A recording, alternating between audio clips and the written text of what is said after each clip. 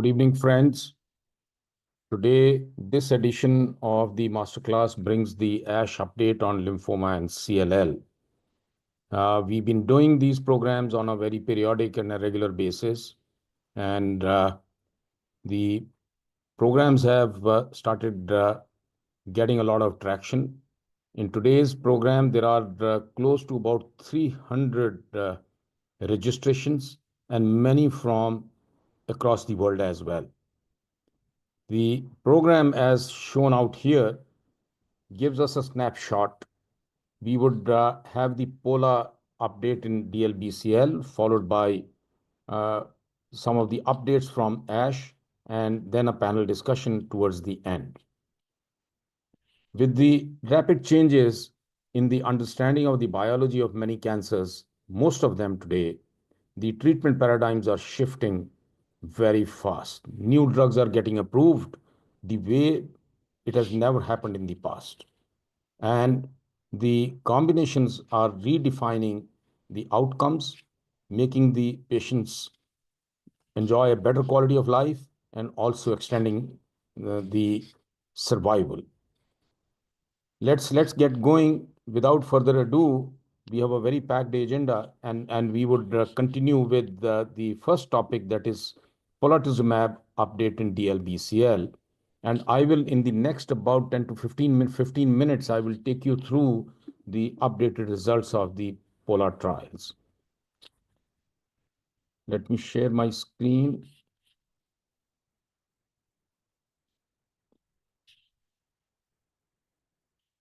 Is my screen visible?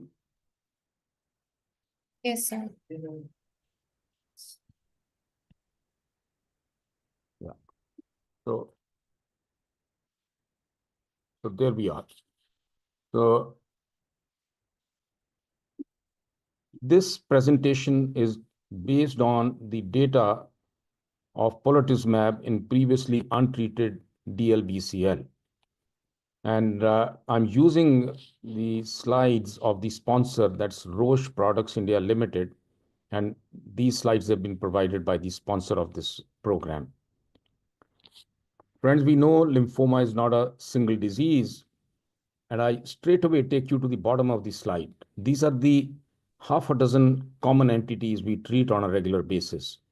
DLBCL is the commonest entity, and follicular and the small cell lymphomas, they occupy the second and the third. And of course, belonging to the B cell lymphomas, they represent about 85% of the lymphomas. The rest of the 15% fall in the category of the TNNK and PTCL, ALCL, ALK positive, and the extranodal and NKT T cell lymphomas, they occupy a smaller space. So cumulatively, they represent about 15%. Now, what is the journey of a DLBCL patient typically in the clinic? With the first-line DLBCL therapy, which may also involve radiation and CNS prophylaxis based on the risk scoring, about 60% of the patients are going to be cured with first-line DLBCL. There is a long story to that. We know the first trial of rituximab was in the high-risk elderly beyond the age of 65, followed by the MINT trial, which was in the low-risk younger patients, and the drug cemented its place in the frontline setting for all DLBCLs. However, there is an unmet medical need for the 40% who would progress, and they would need some type of a second therapy.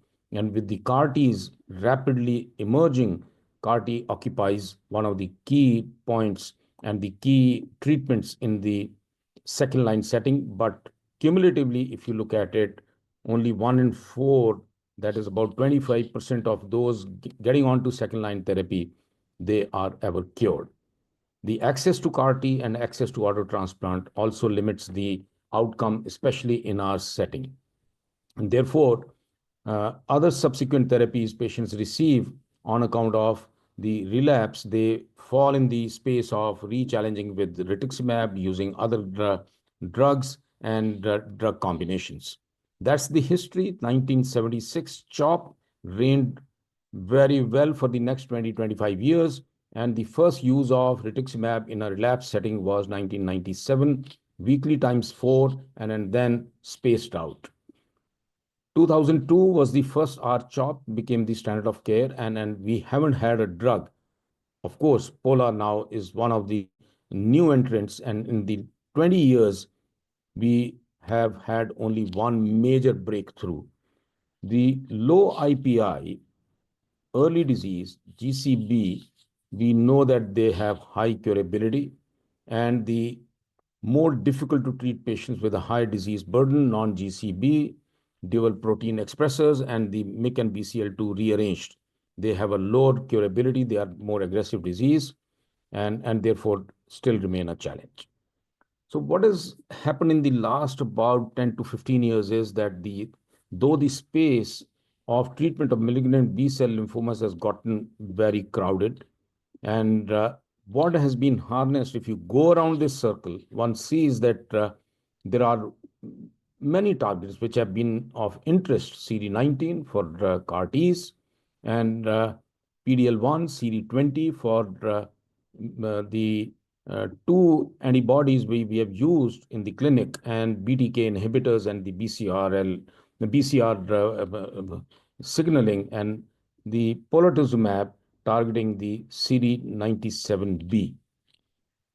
This slide gives us the 4 different segments. What has been the interest and what has been the endeavor in the last 2 decades, that we've been trying to enhance the anti-CD20 antibody with the G-CHOP versus R-CHOP, but there wasn't success, and that was the Goya trial, G101. And addition of targeted therapies, as I showed you in the previous slide, the targeted based therapies have been added to R-CHOP, but again, a variable success, only some subset of patients getting benefit, not everybody. Chemotherapy, addition of more drugs, and that reminds us of the 90s when we brought in all those fancy combinations of more and more drugs, but they were not better than the CHOP regimen, which was shown as of a standard since 1976. R-CHOP plus maintenance again hasn't had a major success. So last almost about 40, 50 years, the only addition to CHOP has been R.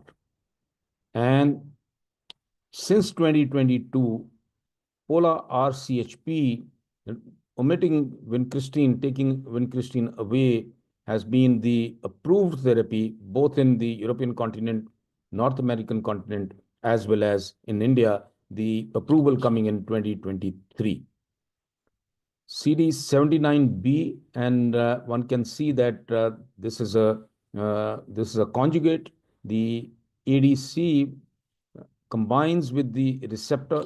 The receptor is internalized, and the cleavage of the linker happens, and there is a cytotoxicity. The apoptosis happens, and we know that this is a auristatin E, a tubulin microtubule inhibitor, which is depicted in this cartoon as well, and that is the core of the cytotoxicity. The original the publication of NEJM, and this was the Pola in previously untreated DLBCL. What is the modification? Modification is that Pola comes in place of vincristine. The trial was a simple design, that one drug being replaced by the other, 6 cycles every 21 days, and of course there were carryover doses of rituximab. I'll show you in the subsequent slide. 440 patients in each. That's the trial design. Pola comes in place of vincristine, and there are 2 additional doses of rituximab after the completion of the 6 cycles. The primary endpoint, progression-free survival by the investigator, and the PET-CR at end of treatment was also one of the endpoints. The 2 arms quite well balanced. Men representing about 50, in excess of a little above 50%, majority patients in good performance status, and IPI at screening, one can see that 3 to 5 represented in about 60% of these patients, and bulky disease in a little above 40%. And 3 and 4 stage, majority patients fell into 3 and 4, and number of extranodal sites 2 and beyond almost close to about 50%. So all that one says is that the trial represented what happens in the clinic as far as the clinical characteristics are concerned. The histologies, the ABC, GCB, about 85% each, and some of them did not have the characterization done. And cell of origin, this was centrally reported by the nanostring. And one can see that out of the 330, the ABC 30%, GCB by nanostring about 50%. Now, that's the progression-free survival primary endpoint, and there was a 27% reduction in the risk of progression, disease progression, relapse, or death uh, with Pola-R versus the R-CHOP. And the survival curves separate by the time you finish the treatment, and they are well separated. This is the hazard ratio standing at 0.73. This is 2-year data, and this reminds us of the MINT trial as well. MINT trial had a 2 to 3 year reporting initially, and that is where the drug was approved for the younger population as well. So the treatment outcome, as elucidated in the previous slide, reiterated out here, and one can see that the end of treatment assessment of CR numerically better in the Pola-R-CHOP, and about 4% better in the R-CHOP, and the hazard ratio is 0.70. This is the PET-CR negativity at the end of the treatment, which was one of the secondary endpoints. Now, if you stratify as far as the ABC versus GCB is concerned and the unclassified, one has a very impressive outcome for the ABCs. And GCBs, the survival curves are not much separated. Hazard ratio is at 1. And unclassified, again, there is some benefit towards the CHOP rather than Pola, which was something of interest. But clearly, it's the ABC histology which shows the benefit. And also, based on the dark zone signature, one can see that signature positive versus negative. The positive signature benefits better than the negative signature. The progression-free survival was also better for the, sorry, this slide is moved earlier.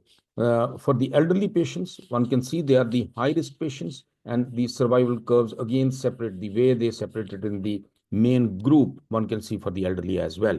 So overall survival at 39.7 months, not much different, but the numbers one could argue out that slightly better, but the overall survival data is still not mature.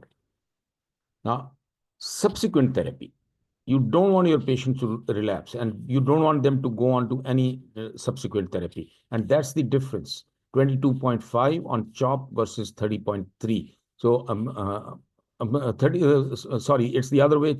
R-CHOP is higher, and Pola-CHP is lower. So there is a delta of about 8%. And the various therapies are listed out here, some of them also receiving CAR-Ts, stem cells, systemic therapies, and radiation as well. Now, impact of Pola was again reported as a 5-year analysis. The same trial design shown here, and one can see that the at progression-free survival at 54.9 months versus median overall survival of 64.1. And this is the intent to treat population versus the entire group. And one can see the Pola arm with 440 and safety evaluable were actually 5 patients dropped out of that. Now, the initial PFS and at 5-year follow-up, there was a sustained and significant PFS benefit. What was shown initially and what was shown at 5 years. And one can see the survival curves, which are well separated over a long period of time. And the complete remission, again, at the end of treatment, again, is shown out here. The subsequent therapies, just to capture that, the Pola required only 23%, and there is a delta of 23% between the two arms, and the therapies are listed out here. The point which goes out of all this data is that Pola-R-CHP is giving higher CRs, more durable responses, and fewer number of patients are needing any further treatment. I will skip some of the slides in the interest of time. And another aspect of the data is that the progressive disease, you have less progressive disease on Pola-R-CHP. And total deaths, 80 versus 92. And I would show you in one of the subsequent slides that the therapy-related deaths are not higher, and therefore one need not worry about that. And one can see the progressive disease out here, that they are lower. Across all groups, one can see the effect, the PFS, and the overall survival, but one has to realize that the trial with a 440 patient is not powered enough to get to know the impact of each one of them. But what comes out of this is that a lot of these variables have benefited, and one can see that the value is towards the left of the unity, and whatever the value we are looking at, whatever characteristic we are looking at. And there are certain still unanswered questions that why did the unknown or they did not fare well, and some of the characteristics not getting the GCB on the nanostring staying at unity. Now, probably the effect of the drug more durable or a more follow-up would answer some of these questions. But as I said, that these subgroups are not powered enough. So there is a extension of the data by addition of the Chinese patients into it, and all that it says is that the overall survival, the curves do seem a little separated with a hazard ratio of 0.83 with the addition of those patients, bringing the total number to 1,000 in each arm, and 0.83 as the overall survival in the intent to treat population. And the probability of lymphoma-related deaths at 5 years, 9% and 12% in the R-CHOP. So there is some benefit. One can see that it's a durable benefit. And non-lymphoma related deaths, as I said in the earlier part, that they are equal. So one need not worry about the long-term safety or other aspects of the disease. And again, safety has been highlighted. Selective adverse events, peripheral neuropathy, though vincristine has gone out, but one can still see that peripheral neuropathy still would remain a concern, and grade 3 to 5. In fact, a small proportion of patients will have a severe enough neuropathy. The infective episodes have been a little more in the Pola arm, 75 versus 66. Cardiac toxicity slightly lower out here. And that's something interesting, why that is. Is it part of the autonomic neuropathy or something which is happening with vincristine? We don't know. These are provocative thoughts, and we don't have the answer. And carcinogenicity, all grades, a little lower on that side. Neutropenia, 240 patients, 48%, 45, grade 3, 5, 43, 41%. So one can see that the hematological toxicities are almost equivalent. So in conclusion, friends, 5-year extended follow-up of Pola-R showed consistently sustained and significant progression-free survival and disease-free survival benefits for patients receiving Pola-R-CHP versus Pola-R-CHP. And the number of therapies subsequently, they were less in the Pola arm. And numerically, fewer deaths, especially lymphoma-related deaths, were observed with the Pola, and favorable outcomes across exploratory subgroups. But we need to sort of look at them and interpret them with caution, and safety profiles remain similar between the two arms. And the 5-year data confirms that Pola could be a standard of care, and indeed this has been a part of the guidelines as well, and one can see the NCCN and also approved in India as well. So in 20 years, this is the first trial to show a meaningful improvement in the benefit risk profile over R-CHOP, and long-term follow-up of Pola study confirms an ongoing and encouraging PFS benefit and indicates a positive trend in overall survival in uh, the Pola arm, though the curves are not as separated. But the other benefits elucidated do continue to be there, and this holds even more importance in the setting of limited availability and access of to efficacious treatments. Once a patient relapses, you don't want to relapse, but the second line therapies are not going to be easier, and therefore the endeavor should be to keep your patients in remission forever, and also recommended by NCCN. So I thank you for the patient listening, and back to Priyanshi, because we have a panel discussion and I'm sure a lot of things will be discussed there as well for continuation of the further program. Thank you so much, sir, for such a wonderful talk. Now, moving ahead with our agenda, I would like to invite Dr. Pawan Singh Kumar. Pawan Singh, he is from Yatharth Super Specialty Hospital, Noida, and he is going to speak on Inmind, a phase 3 study of tafasitamab, an anti-CD19 antibody plus lenalidomide, rituximab in R/R follicular lymphoma. Thank you.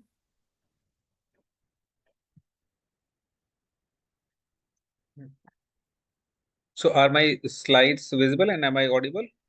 Yes, sir. Okay, I'll just put it on presentation mode. Okay. So first of all, thank you, Ved sir, for inviting me for this talk and arranging this meeting. And so today I'll be discussing in a short presentation about the Inmind study. So basically, it's a phase 3 study of tafasitamide, which is an anti-CD19 antibody, plus lenalidomide and rituximab in relapsed refractory follicular lymphoma.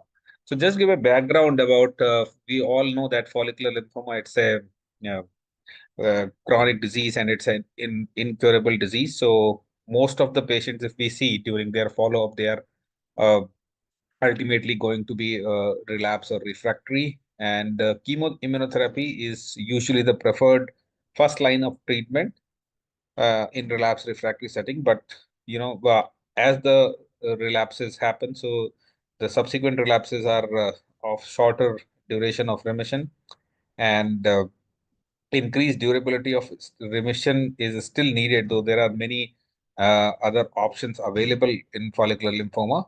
So, based on Augment study, which was for follicular lymphoma and marginal zone lymphoma, so lenalidomide plus rituximab is uh, is the approved therapy.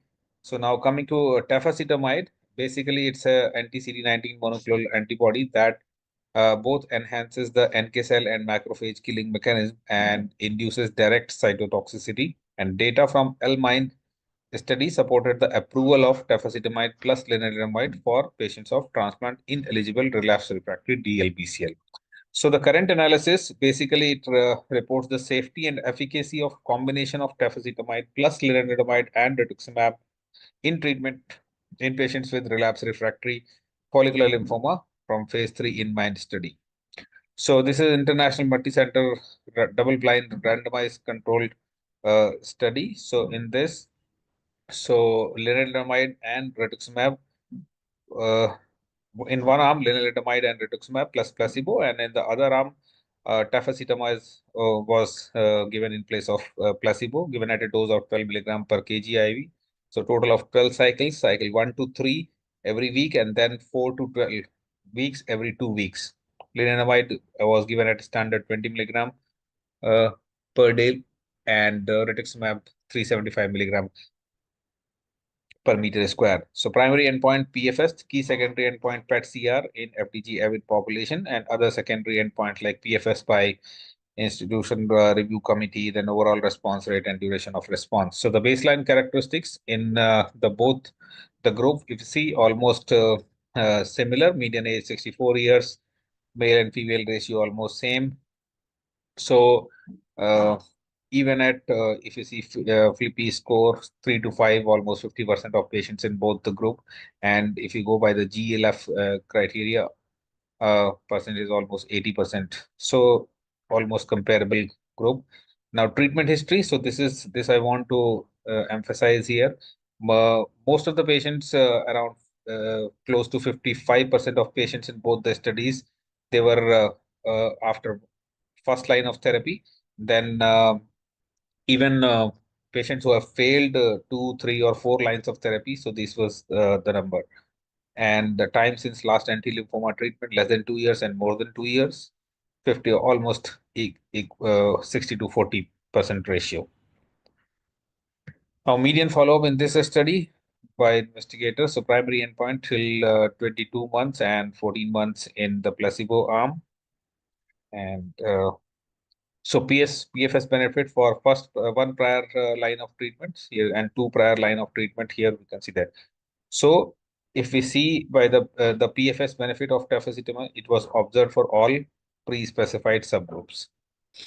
Now coming to the response rate, PET-CR and overall survival. So the data was available in 80% of patients in both the group. So best metabolic response, that is CMR, was seen in the almost 50% of patients in tafasitamab group as compared to placebo group, so 40%. So in the partial metabolic response, so overall response rate, if you see the PET-CR rates, almost 50% and compared to 40% in the placebo arm. The median duration of response, 21 months with tafasitamab as compared to 14 months in the placebo arm. So the best overall response rates, if we see, it is almost 83% in the tafasitamab group as compared to 72% in the placebo group. So the common adverse event, if you see, any grade, so it was seen close to more than 15%. So any adverse event, almost, so neutropenia was the most common adverse event, but it was almost similar in the incidence was similar in both the arms, tafasitamab as compared to the placebo arm. The other side effects are usually manageable. So more than grade 3 treatment-related adverse events and dose modification due to these events, delay or interruption. So here in compared, almost it was similar in both. The discontinuation rates were 11% in tafasitamab group as compared to 7% in the placebo group. So deaths and fatal events, almost 5% deaths in the tafasitamab group as compared to 8.5% in the placebo group. And it was only 2% related to the progression of disease in tafasitamab as compared to 6% in the placebo group. So here we can see that the tafasitamab, basically it reduced the disease related death events. So when it was compared to augment study, so where so here also we can see that the outcomes of the Inmind placebo group were poorer than the augment study group, but mainly it was because in the Inmind study, even higher risk patients were also included, and they were refractory to rituximab was exclusion in augment study. So the final investigators' conclusion based on this study is the addition of tafasitamab to Len-R improved PFS and versus placebo plus Len plus R for patients with relapsed refractory follicular lymphoma. And the PFS by investigator, the hazard ratio 0.43, and PFS improvement in the key subgroups also, and refractory to anti-CD20 monoclonal antibodies and the multiple prior lines of therapy. So in all subgroups, the PFS improvement was seen. The positive trend in overall survival favoring tafasitamab was observed, and the safety profile was manageable with no safety signals for the combination. And data from Inmind supports combination of this drug with anti-CD20 agents for follicular lymphoma. The investigators proposed that tafasitamab plus lenalidomide and rituximab may be possible new standard of care that can be safely administered in both community and academic settings. So I'll stop here. Thank you.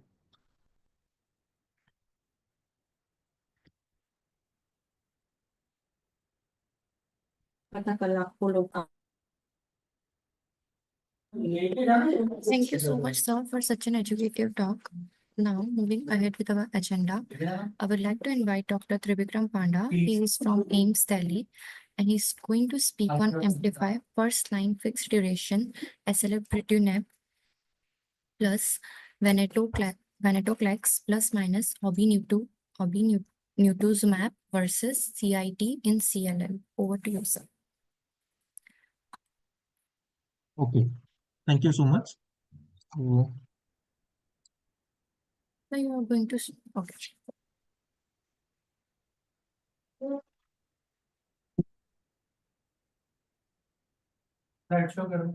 Sir, can you please slide okay, show? okay. So is it full screen now? Yes, sir. Okay.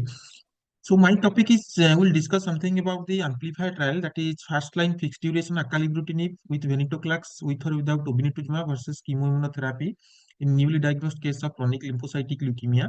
So coming to the background, basically we all of us know actually as far as the current treatment options for CLL is concerned, previously untreated CLL cases include either continuous BTK inhibitor, ibrutinib, zanubrutinib, acalabrutinib, or fixed duration venetoclax based treatment, that is venetoclax with obinutuzumab and chemoimmunotherapy. So a fixed duration venetoclax with ibrutinib, it is associated with deep response that are durable, but also the risk of cardiac toxicity, and there is also risk of bleeding with ibrutinib, especially in older patients. So acalabrutinib, it is a highly selective second generation BTK inhibitor.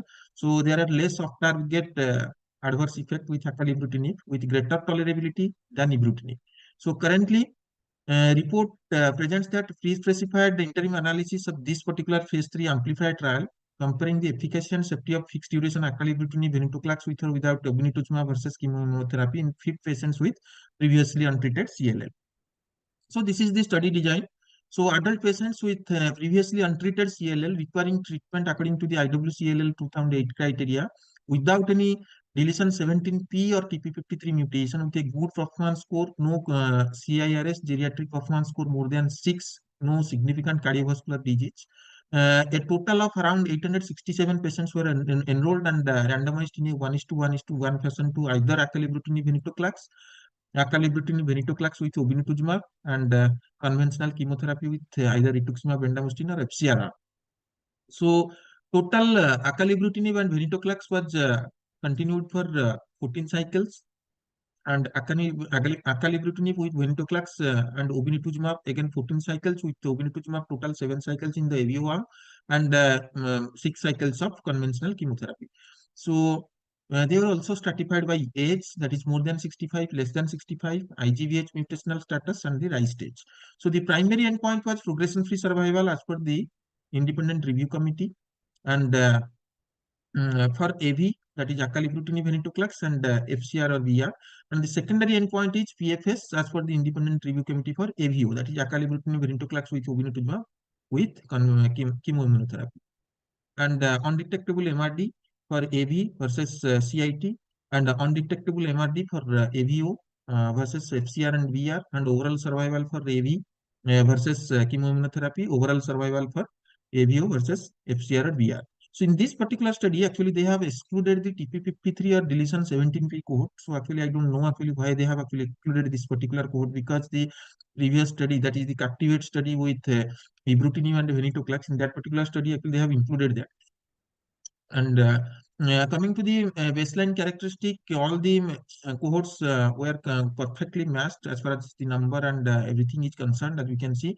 So more than 65 year of age comprised around 27% of the patients in all the cohorts, and they all had actually equal representation from Europe, North America, and again from Asia also. So rise stage 3 and 4, it comprised in around 40% of the cases. in AV, AVO, and FCR arm, and unmutated IGVH was seen in around 60% of the cases in all the three cohorts, that is 57.4 in AV cohort and 59% in AVO cohort, and again 60% in FCR or VR cohort. So complex karyotype was seen in around 15% of the patients in all three cohorts respectively. So 291 patients were enrolled in the acalabrutinib venetoclax cohort, 286 patients in the acalabrutinib venetoclax with obinutuzumab cohort, and 290 patients in the FCR and VR cohort. So coming to the primary point, that is progression-free survival as per the independent review committee, as we can see with acalabrutinib and venetoclax, the year, that is the 36-month progression-free survival is around 76.5%, and with acalabrutinib venetoclax with obinutuzumab, it is around 83.1%. That is addition of obinutuzumab, it increases the PFS, and again with FCR or VR conventional chemotherapy, it is only 66.5%. The median PFS for both acalabrutinib venetoclax and acalabrutinib venetoclax with obinutuzumab has not been reached, and it is around 49.5% in the FCR VR arm. So as you can see, while comparing the acalabrutinib venetoclax with chemoimmunotherapy, there is a significant PFS benefit with a p-value of around 0.0038 with hazard ratio of 0.65. That is, there is around 35% reduction in the risk of progression with use of acalabrutinib venetoclax as compared to conventional chemoimmunotherapy.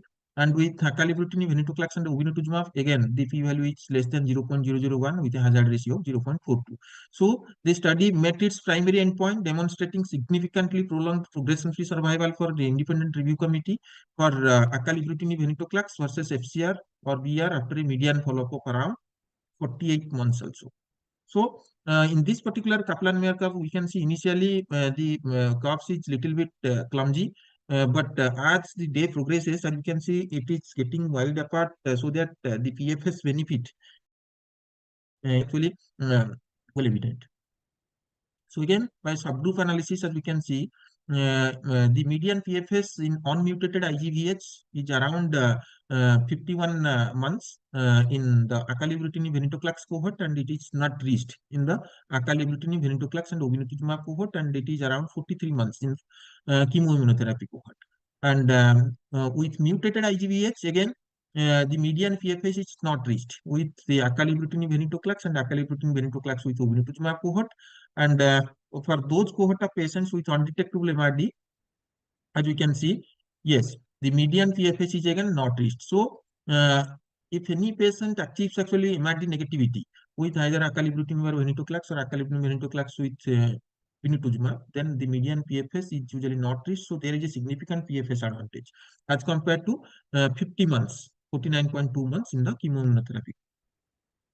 So again, this study was actually conducted during the peak COVID era. So most of the deaths were actually COVID-related deaths. So COVID-19 treatment discontinuation and deaths. So PFS when censored for COVID-19 deaths, as we can see, the suspected and confirmed COVID-19 adverse events were around 62, that is 22% in the acalabrutinib and venetoclax cohort, as compared to 25% in the acalabrutinib, venetoclax and obinutuzumab cohort, and around 3.9% in the chemoimmunotherapy cohort. So deaths due to COVID-19 in the intention to treat population is around 3.4% in the AV cohort, and 8.7% in the acalabrutinib ven and obinutuzumab cohort, and 7.2% in the chemoimmunotherapy cohort. So coming to the overall survival, as we can see, so the 36 months overall survival was 94.1% for acalabrutinib and venetoclax. It was 87.7% for acalabrutinib and venetoclax with obinutuzumab, and 85.9% for conventional chemoimmunotherapy. So there is a PFS benefit with AVO, addition of obinutuzumab over AV, but no OS benefit, as we can see. So while comparing the acalabrutinib with venetoclax with conventional chemoimmunotherapy, there is a significant OS advantage, that is with a p-value of less than 0.001 and a hazard ratio of around 0.33. With around 77% reduction in the risk of 87% reduction in the 67% reduction in the risk of death. So overall survival prolonged for AV versus FCR or VR. So when the COVID-19 deaths were again censored, OS prolonged for both AV and AVO. You just see. So after censoring the COVID-19 cases, then the OS benefit was evident both in the AV and AVO cohort. So after censoring, the 36-month overall survival was 97.5% in the AV, acalabrutinib venetoclax, 96.2% in the acalabrutinib venetoclax with obinutuzumab cohort, and 93.7% in the chemoimmunotherapy cohort. So coming to the rate of undetectable MRD, that is undetectable MRD detected by peripheral blood flow cytometry. So in the acalabrutinib and venetoclax cohort, undetectable MRD at the end of the treatment was achieved in around 35% of the patients, and in 67% of the patients in the acalabrutinib venetoclax with obinutuzumab. And FCR and VR, it was only 45.5%. Again, undetectable MRD at the end of the treatment, followed by again subsequently 3 years, it is around 30% and 65% and 51% respectively in the AV, AVO and FCR cohort. So AVO cohort, acalabrutinib, venetoclax and obinutuzumab significantly actually had the PFS benefit, and this PFS benefit is achieved by high rate of MRD negativity. So undetectable MRD in the evaluable patients, as we can see at the end of the treatment, is around 45% in the acalabrutinib venetoclax cohort, and 95% in the acalabrutinib venetoclax and obinutuzumab cohort, and 72% in the chemoimmunotherapy cohort. So coming to the safety analysis, the median duration of exposure was around 13 months in the acalabrutinib venetoclax cohort, and again 12.9 months in the acalabrutinib venetoclax and obinutuzumab cohort versus 5.6 months in the FCR or VR. So any grade adverse events were encountered in 92%, 90 to 94% of the patients in acalabrutinib venetoclax AVO cohort. So 92 and 94, slightly more in case of acalabrutinib venetoclax and obinutuzumab, compared to actually, yes, around 91% of the patients in the FCR or VR cohort. Again, more than equal to grade 3 adverse events, which is a matter of concern, is seen in around 60% of the patients in the chemoimmunotherapy cohort, and 69, that is 70% of the patients in the acalabrutinib venetoclax and the obinutuzumab cohort. So it is little bit more toxic, and when using in patients with elderly patients, especially, so we need to be very much actually cautious with the addition of obinutuzumab to acalabrutinib and venetoclax. Again, 53.6% in acalabrutinib venetoclax cohort. So serious adverse event was seen in around 25% in the acalabrutinib ven, 38.4% in the AVO, and again 27% in the chemoimmunotherapy cohort. So serious adverse event leading to death, it was seen in around 6% of the patients in the AVO cohort, and around 3.5% of the patients in the AV and FCR or VR cohort. So the AVO cohort is little bit, maybe we can say actually more intense. So at the cost of that actually toxicity and everything, actually it is giving the PFS benefit. So we should be actually very much cautious while adding actually obinutuzumab to gain that actually PFS benefit. So adverse event leading to treatment discontinuation was again more in case of AVO cohort. So coming to the most common adverse events, neutropenia was encountered, actually grade 3 neutropenia was encountered in 26.8% of the patients in the acalabrutinib venetoclax cohort, and 35% of the patients in the acalabrutinib venetoclax and obinutuzumab cohort, and 32% of the patients in the FCR or VR cohort. And again, diarrhea was seen in around 32.6% as compared to 36.3% in the AVO cohort overall, and 10.8% in the chemotherapy cohort. Then headache was seen significantly in the acalabrutinib venetoclax cohort as compared to 28% of the patients in the AVO cohort. So infusion-related reaction was seen with addition of again obinutuzumab, much more in the obinutuzumab cohort, that is around 20% of the patients, and again furthermore with chemoimmunotherapy cohort with rituximab, that is around 30% of the cases. So thrombocytopenia was seen, actually grade 3 thrombocytopenia 1.4% in case of actually AV cohort, and 6% in the AVO cohort, and with chemoimmunotherapy it is again around 10%.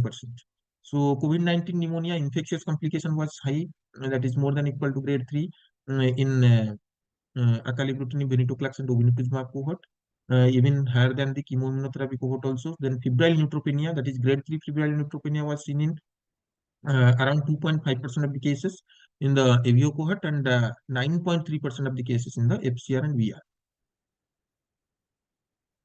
Then coming to the adverse events of clinical interest, as you can see, so any grade adverse events were seen in around 76% of the patients in the acalabrutinib venetoclax cohort and 85% of the patients in the acalabrutinib venetoclax and obinutuzumab cohort and 71.4% in the FCR and VR cohort.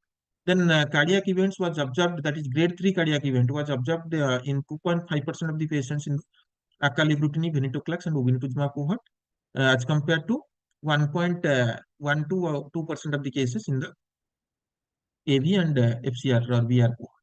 Then hypertension, that is grade 3 hypertension in 2.7% in the AV cohort and 2.1%, overall around 2 to 3%. So hemorrhage was seen in around grade 3 hemorrhage was seen in 1% of the cases in acalabrutinib venetoclax cohort and 2.1% in the AVO cohort.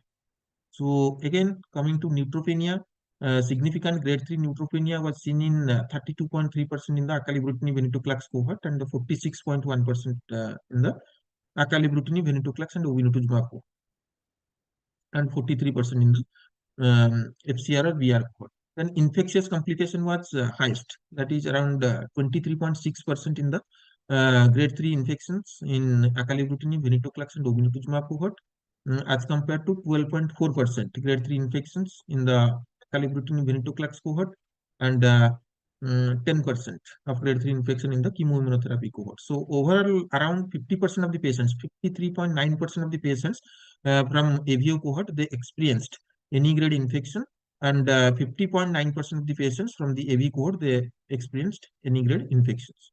So yes, the infectious complication is pretty much high, and grade 3 is much more high with the use of obinutuzumab, addition of obinutuzumab. Then second malignancy, that is excluding non-melanoma skin cancer, is around 2.5% in the AVO cohort as compared to 2.7% in the acalabrutinib venetoclax cohort. So coming to the conclusion, so in this actually pre-specified interim analysis, the phase 3 Amplify trial, it met its primary endpoint by demonstrating the significantly prolonged progression-free survival with fixed duration acalabrutinib venetoclax with or without obinutuzumab versus chemoimmunotherapy in fit patients with previously untreated chronic lymphocytic leukemia. So it has a significant PFS advantage. So the hazard ratio for AV and FCR-VR was 0.65 with a p-value of 0.0038, and for AV and FCR-VR it is around 0.42 with a p-value of less than 0.001.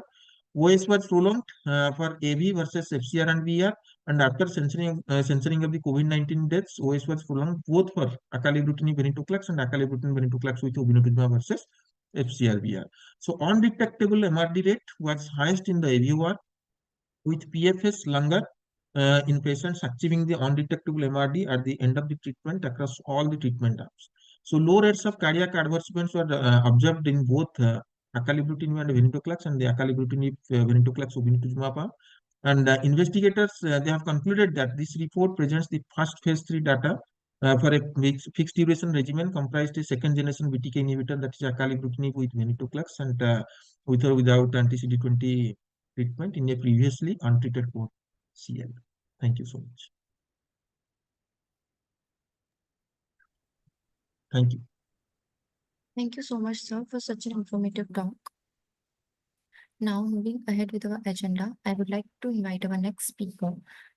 He's going to speak on Brewing CLL 321 phase 3 trial of Pirtobrutinib versus idalizumab plus rituximab or brendamucin plus rituximab in covalent BTK inhibitors pre-treated CLL SLL. And our speaker is Dr. Sanket Shah. He is from Vedanta, Ahmedabad. Over to you, sir. Thank you. Thank you very much. First of all, I like to thank organizer Indian Oncology Foundation for providing me this opportunity to talk about an interesting trial. It's a phase 3 trial of Pirtobrutinib versus idalizumab plus rituximab or bendamustine plus rituximab in a patient who already has been treated with the BTK inhibitor of a CLL and SLL. So next. So basically, next slide, please. Hello.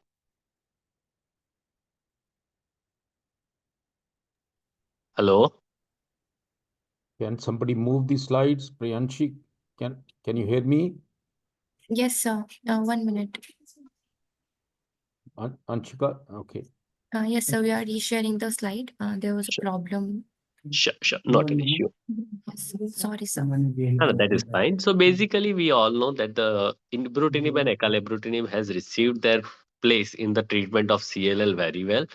Venetoclax is also now commonly used in the first or in the second line of the treatment. But when some patients who progress on all this treatment, then there will be the dilemma what to use such patients. Next slide. Yeah. So that we need something else. Now we all know that the pirtobrutinib, it's a non-covalent BTK inhibitor, and it can overcome the resistance of the covalent BTK inhibitors, that is both ibrutinib or all three, ibrutinib, acalabrutinib, zanubrutinib. So there was a phase 1-2 study, Bruin trial, where pirtobrutinib showed that the patient who has been heavily pretreated with the covalent BTK inhibitor, they have shown overall response rate of 73%. And it was as high as 82% if you also consider the patient who has received PR, but there is some lymphocytosis. So it shows that the pirtobrutinib has good data and it has received the accelerated FDA approval for patients having more than 2 prior lines of therapy. One would be the BTK inhibitor and the second is a BCL2 inhibitor.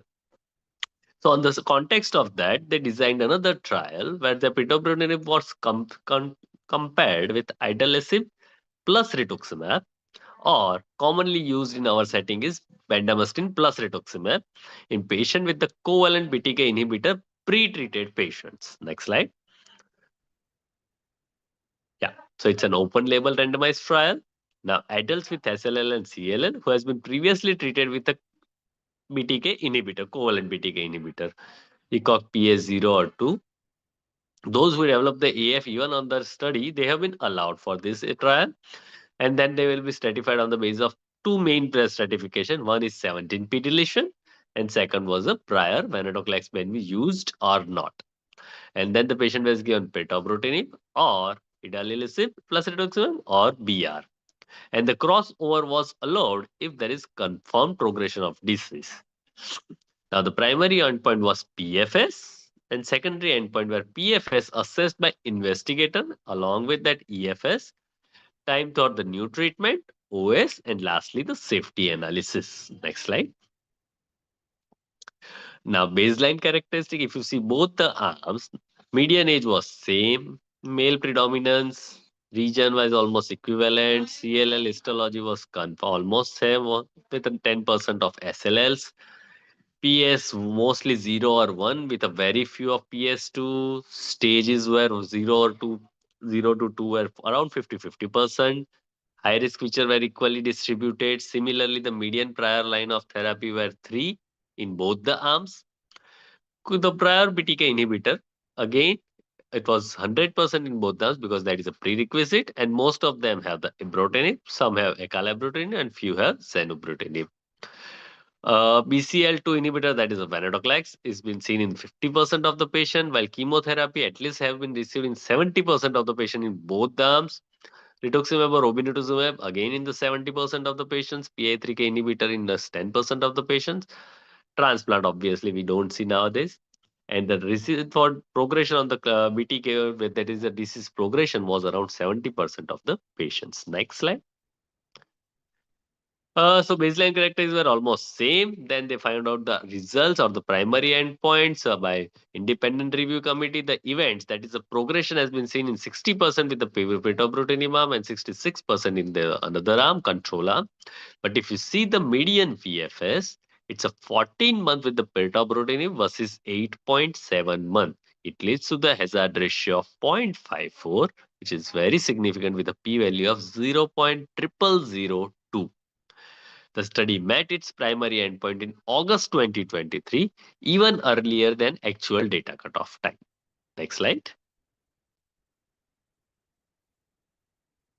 So as by this, if you go to the second column, that is the second row, that is the EFS, again event-free survival.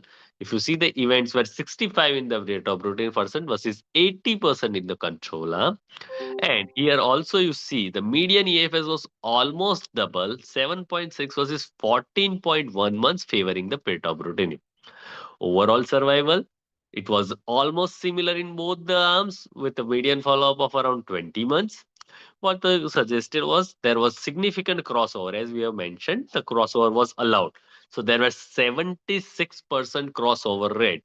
So this suggests that when you do the crossover, you can overcome the overall value of that EFS difference. So that is an important point. If you have used the BR and then you can get the Pirtobrutinib, you can still get a good OS. Though EFS might be the different.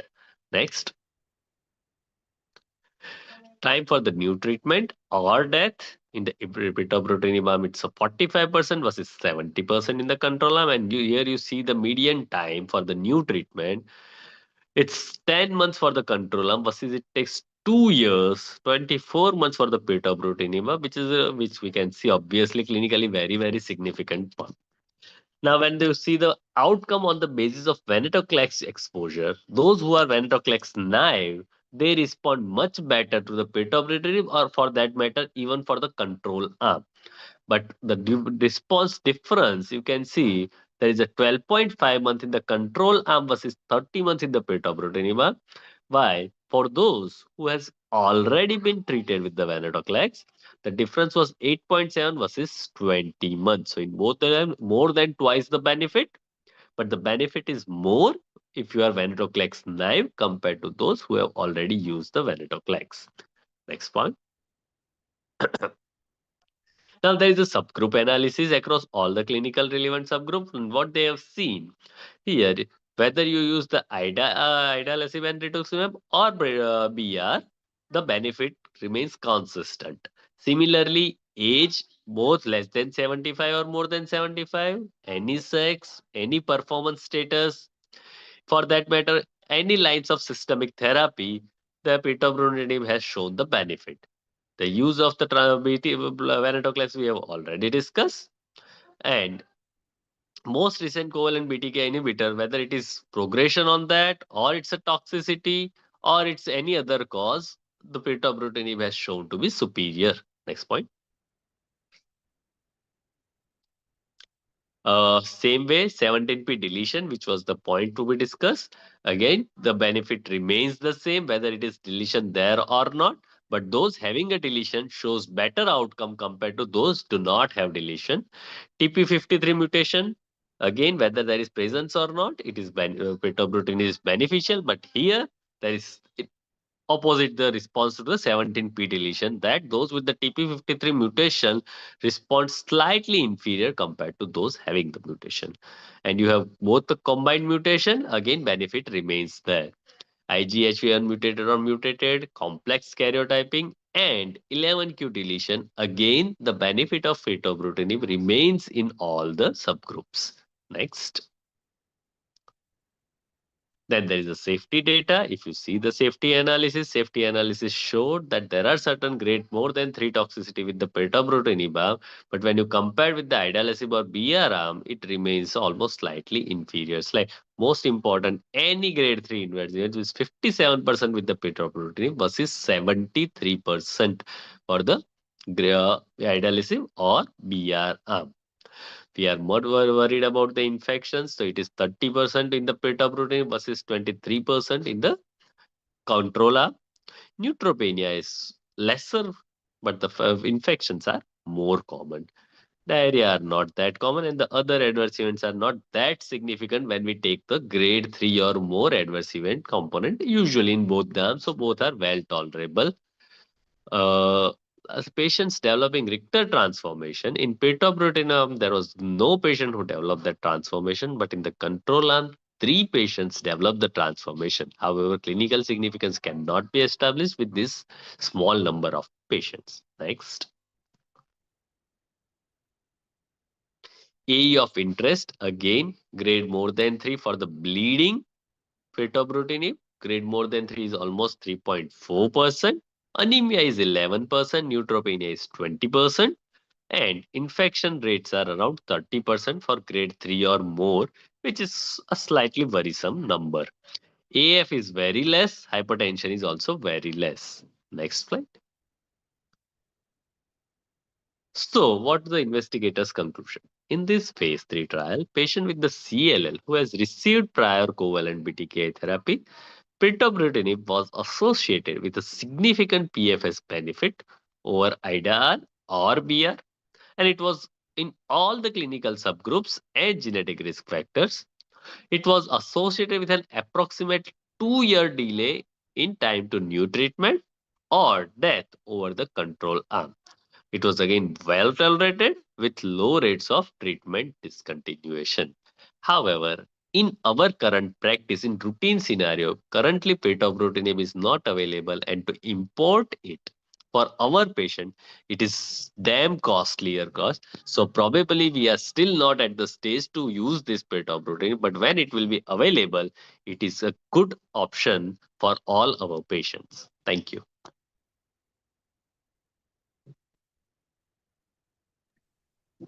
Thank you so much, sir, for such an informative talk. Now, I would like to invite Dr. Shubhra Neil Paul. He is from Fortis Hospital, Kolkata, and is going to speak on integrating bispecific antibodies into the treatment of patients with RRFL. Over to you, sir.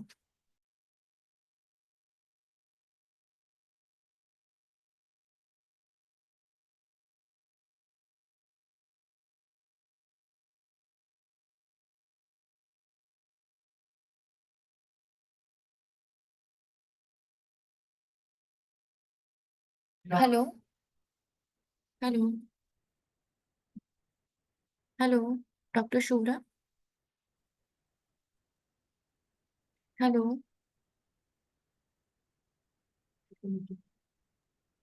Hello. Hello, Dr. Shubhra. Anshika, can we move ahead with the Um, next presentation then? Okay, sir. Sir, he has joined, but he's not audible. Dr. Shubhra, Dr. Hello. Shubhra, can you hear us? Hello, sir, we can't hear you. Sir, he's speaking. We have called him. He's trying to speak, but we are not able to Dr. hear him. Shubhra, we could hear.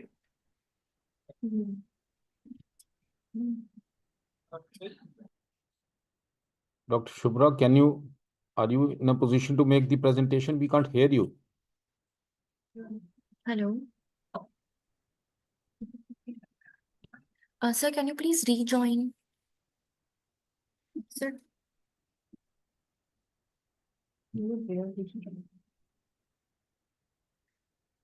So can we take Dr. Siddharth Sood's presentation, and then sir will Take the rejoin? next presentation, and then we Okay, can sir. come back to this again.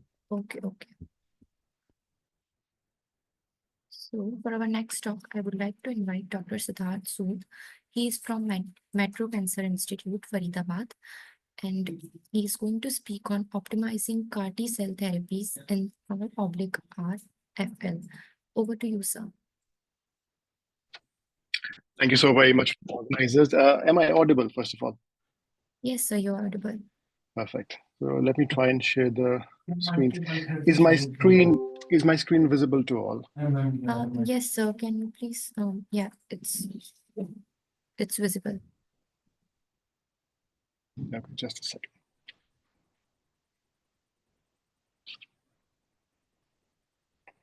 Yeah, everything good to go? Yes, sir. Okay, thank you. Good evening, everybody.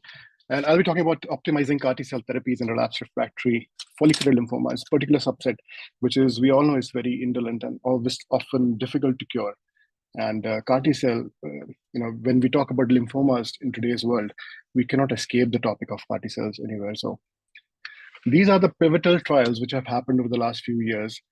And we can see that Zuma trials have been the most notable ones with Yescarta. Then came the Tisagen, Leclucel, in the ELARA trials phase 2, and then the Transcend trials, which also explored lisocabtagene in the same setting. I would just want to highlight that this phase 2 Transcend world, apart from all this particular one stands out, and this is the particular Japanese subset analysis in the most notorious patients in follicular lymphoma 3B and transformed follicular lymphomas. So that's why the survival, when you compare as the rest of them, with a median PFS and OS ranging about 40 months or 30 months, over here, it is still a PFS of 6.3 months and an OS of 14 months, because they took a very difficult population to treat, and yet they got a result after more than 3 lines, where the median OS ranging 14 months, which is impressive. So let's talk about these trials individually. ZUMA-5 tested Yescarta, commonly known as Axi-cel, in 2 settings, follicular lymphoma and marginal zone lymphoma. Phase 2 standard, they took grade 1 to 3A follicular lymphoma patients with more than equal to 2 prior lines. And they had a mandatory intake of an alkylating agent plus CD20 exposure before coming into the trial. But single agent CD20 was not allowed to enter. And also, stable disease for more than a year was also excluded from the study.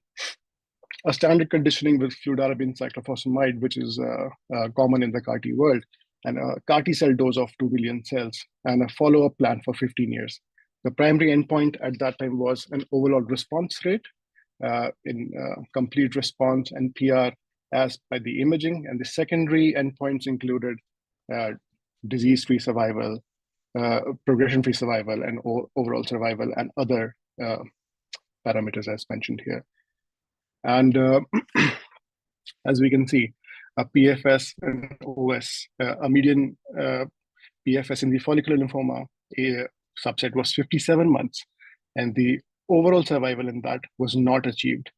And the lymphoma-specific PFS was also really appreciable, and lymphoma-specific survival did not differ as compared to the other competing risks. So they had all a good overall survival, irrespective of what was the cause of death.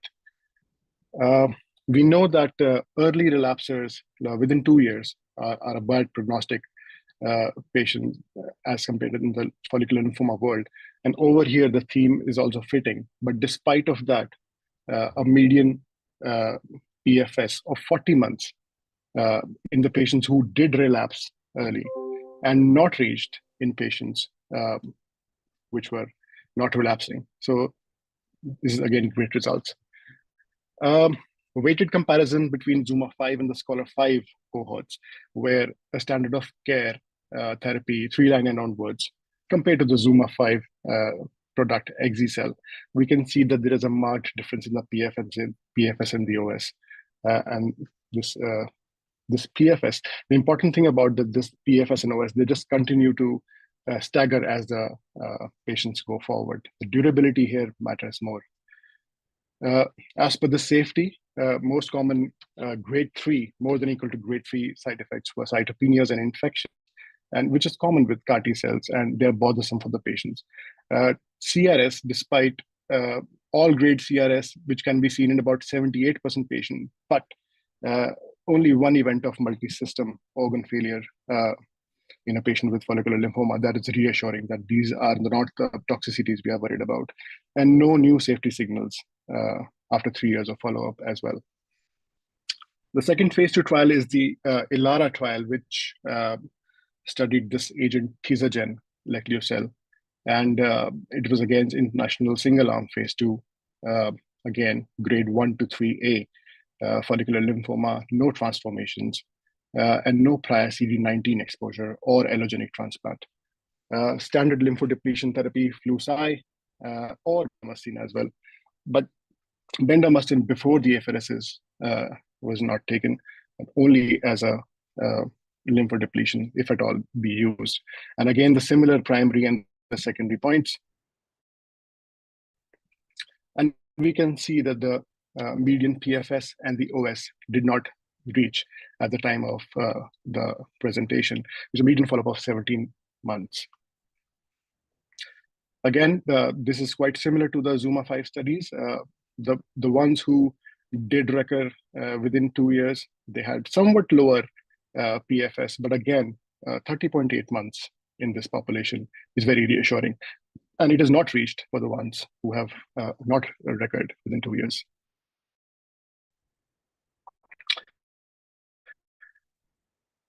And again, again,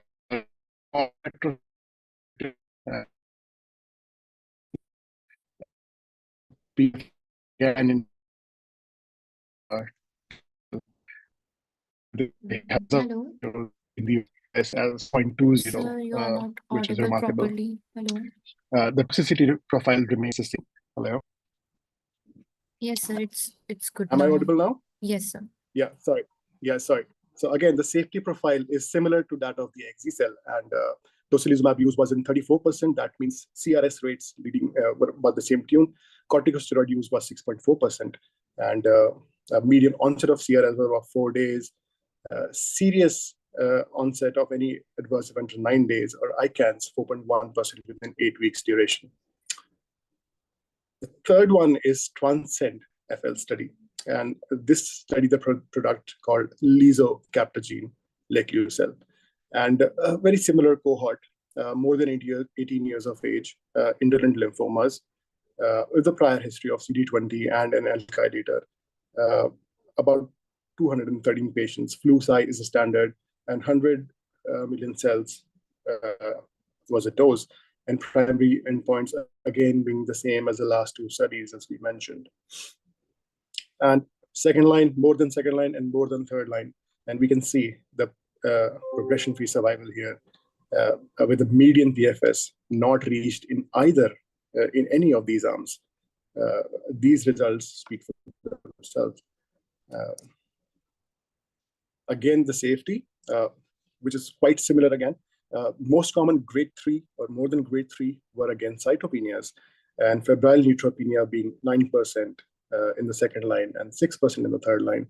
And any grade more than 3 adverse effects was similar if we use in second line and third line. That means the lines don't matter. The product has similar toxicity whenever used.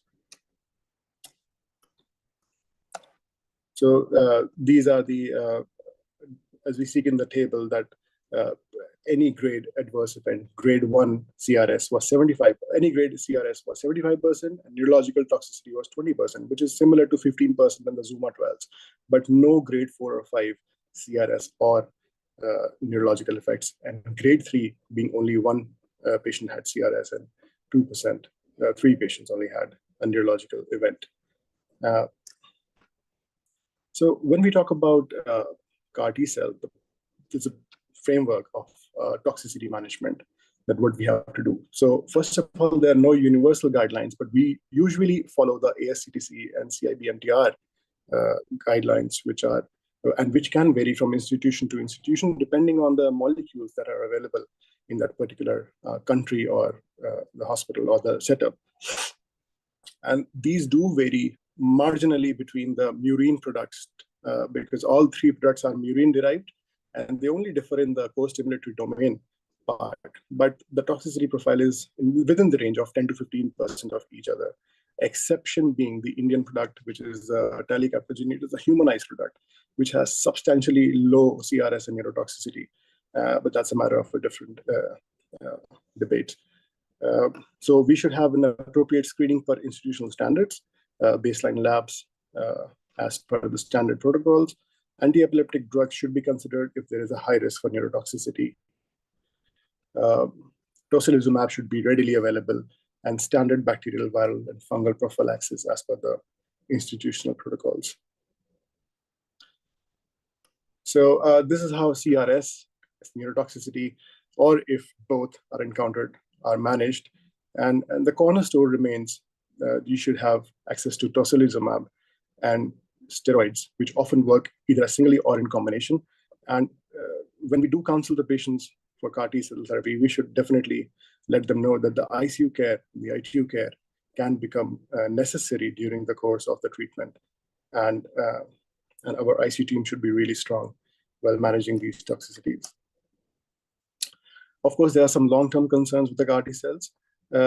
B-cell aplasia, I would not say it's a toxicity, it's rather a surrogate for its efficacy, but it renders the patient hypogammaglobulinemic, and that in turn can lead to recurrent infections. And it is recommended that you check for the immunoglobulin levels at every 3 months. And if you encounter low IgG, you should substitute the patient with immunoglobulin pulses. Cytopenias can be notorious, and they're encountered from any time more than equal to day 30 and up to 6 months or up to a year as well. And patient requires transfusion support. Early use of GCSF has recently been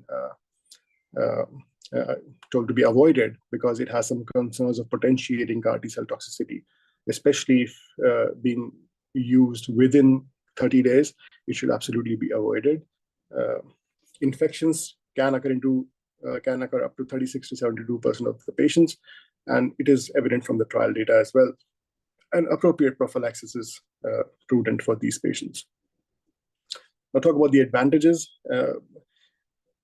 Apart from all the advantages that the trials have suggested, the duration of response seems to be the most beneficial one to me personally, because once the patients start responding and the T cell repertoire is sufficient enough and it's flourishing, there is no coming back from that point. There's no late relapses which have been seen. It just works like immunotherapy that we're all familiar with. The ones who respond, they just keep on responding forever and ever. So that will be the most advantageous thing. And the cost-benefit ratio has to be kept in mind in our setup, especially because it comes with a very high price tag, even in the Indian setting.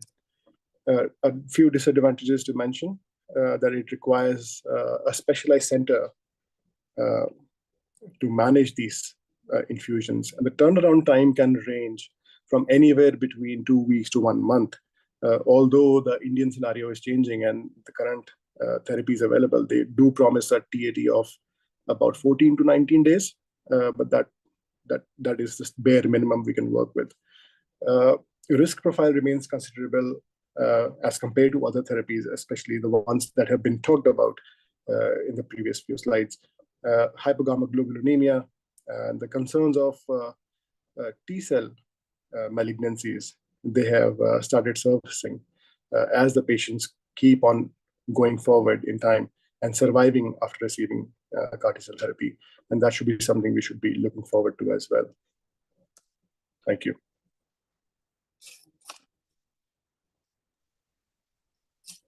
Thank you so much, sir, for such a wonderful talk. Now, for our next talk, I would like to invite Dr. Shubhra Neelbal. He is from NRS Medical College, Kolkata, and he's going to speak on integrating bispecific antibodies into the treatment of patients with R/RFL. Over to you, sir. Thank you for kind introduction. First of all, I'm audible. Yeah, hello. Yes, sir, you are audible. Thank you. So thank you for the kind introduction, and I want to thank Indian Oncology Foundation and also Dr. Ashok sir for giving me the opportunity to speak on this topic. May I request this to share my slides? So my topic is integrating bispecific antibodies into the treatment of patients with relapsed refractory follicular lymphoma. So next slide, please. So the objectives are rationale and mechanism of action of bispecific antibodies. The pivotal trail data for 3 drugs, that is mosunetuzumab, epcoritimab, odronextamab. Practical issues, educations related to usage of the drugs and the infection related to usage of these drugs, and future of bispecific antibodies in follicular lymphoma. Next slide, please. So here, what is bispecific antibodies? Here, that is CD20 that is especially expressed in the follicular lymphoma, and the CD3 that is expressed in the T cell, and these CD20 and the CD3 are brought together to induce this cell death in the tumor cell. And you see this mosunetuzumab is IV preparation. It is FDA approved in 3rd line and in relapsed refractory follicular lymphoma, and it is given subcut. It is also a bispecific antibody. Then epcoritimab, which is also given subcut. It is also FDA approved as same as mosunetuzumab. And here you can see the change from mosunetuzumab is a single matched point mutation in the CH3 domain, And the last is the glofitamab. It is given IV in the third line relapse refractory in the DLBL situation. But our discussion today will be on the follicular lymphoma. And lastly, the odronextamab. It is also given IV. It is under FDA review for third line and relapse refractory both in follicular and DLBCL. And you see, if you bring the T cell receptor close to the CD20 target cell, it induces the cell lysis. And it is a human IgG4 binds protein A, and human IgG4 does not bind protein A due to dipeptide substitution in the follicular chain. Next slide, please. So pivotal trial data for bispecific antibodies in relapsed refractory follicular lymphoma. Next slide, please. So if I see a phase 2 study of mosunetuzumab monotherapy in relapsed refractory follicular lymphoma, it is a single arm phase 2 expansion study. Primary endpoint was maintained 60% CR versus 14% historical control. And we see the interesting things are that the adult patients with relapsed refractory follicular lymphoma grade 1 to 3A, and after 2 prior systemic therapy, including one was anti-CD20 monoclonal antibody and one alkylating agent, and performance status of most of the patients were less than 190 patients were taken into trial. It was a 21-day cycle.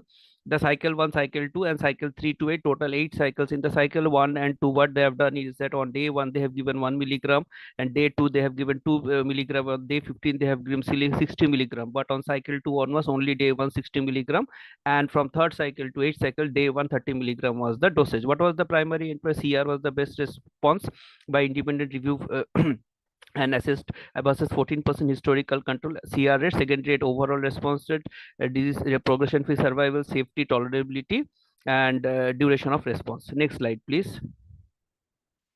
So here we can clearly see is that the benefit of the what are the CRS, that was the cytokine release by cycle and grade. And you see in most of the situations we see the in the adverse effect, corticosteroid was used mostly, and tocilizumab was used in 3 of the patients, and both was used in 4 patients. And CRS was the most limiting side effect for the usage of this agent mosunetuzumab and in phase 2 study. And you see in the if we, in the 60 milligram dosage on day 15 cycle 1, that the CRS was 36%, and all other adverse effects like fatigue, headache, neutropenia, pyrexia were quite manageable. Next slide, please. So what was the PFS by investigator or registration? Over the 3-year update data, as we find, was that in the PFS finding at 36 month it was 24 and it was 43%, and dose expansion arm in the 3-year update, the DOR was response rate was 23.2 months, and 36-month PFS was 29.67%, and it was quite better because in relapse refractory 3-line failure follicular lymphoma we have very less agents to prescribe. Next slide, please. So coming to the EPCOR, another important molecule, that epcoritimab in relapse refractory cell NHL. It was phase 1 and 2 open label dose escalation expansion study. It was also here also CD20 positive B cell NHL after 2 previous line of therapy and 1 line anti-CD20 monoclonal antibody. Performance status was from ECOG 0 to 2, paid every, and it was selected. And if what is the cycle 1 step up dosing was, because it's a phase 1 phase 2 trial, the dose is not yet fixed. So day 1 you give 0.16 milligram, on day 8 you give 0.8 milligram, on day 15 you give 48 milligram, and day 22 you give 48 milligram in the cycle 1, and then 48 milligram in 28-day cycle, that is every 4 weekly in 2 to 3, every 2 weekly in from 4 to 9 cycle, and every 4 weekly from 10 plus cycle from the 10 plus cycle. So median line of therapy that I have already told, that that has been previously 3 agents have been already the patient has been exposed. The primary response primary endpoint was overall response rate by independent review committee, and secondary endpoints are almost same as the last study. Next slide, please. So you could see that overall response rate in this phase 1 and 2 study was around 82%, and the CR rate of 63%, and 18-month progression-free survival was 49.4%. Since it is phase 1 and phase 2 study, so only the dose is first decided. So and complete response was seen in 80% patients, and partial response was seen in 25 patients, and no response was seen in 23 patients. So this and the median follow-up was over 17.4 months. Next slide, please.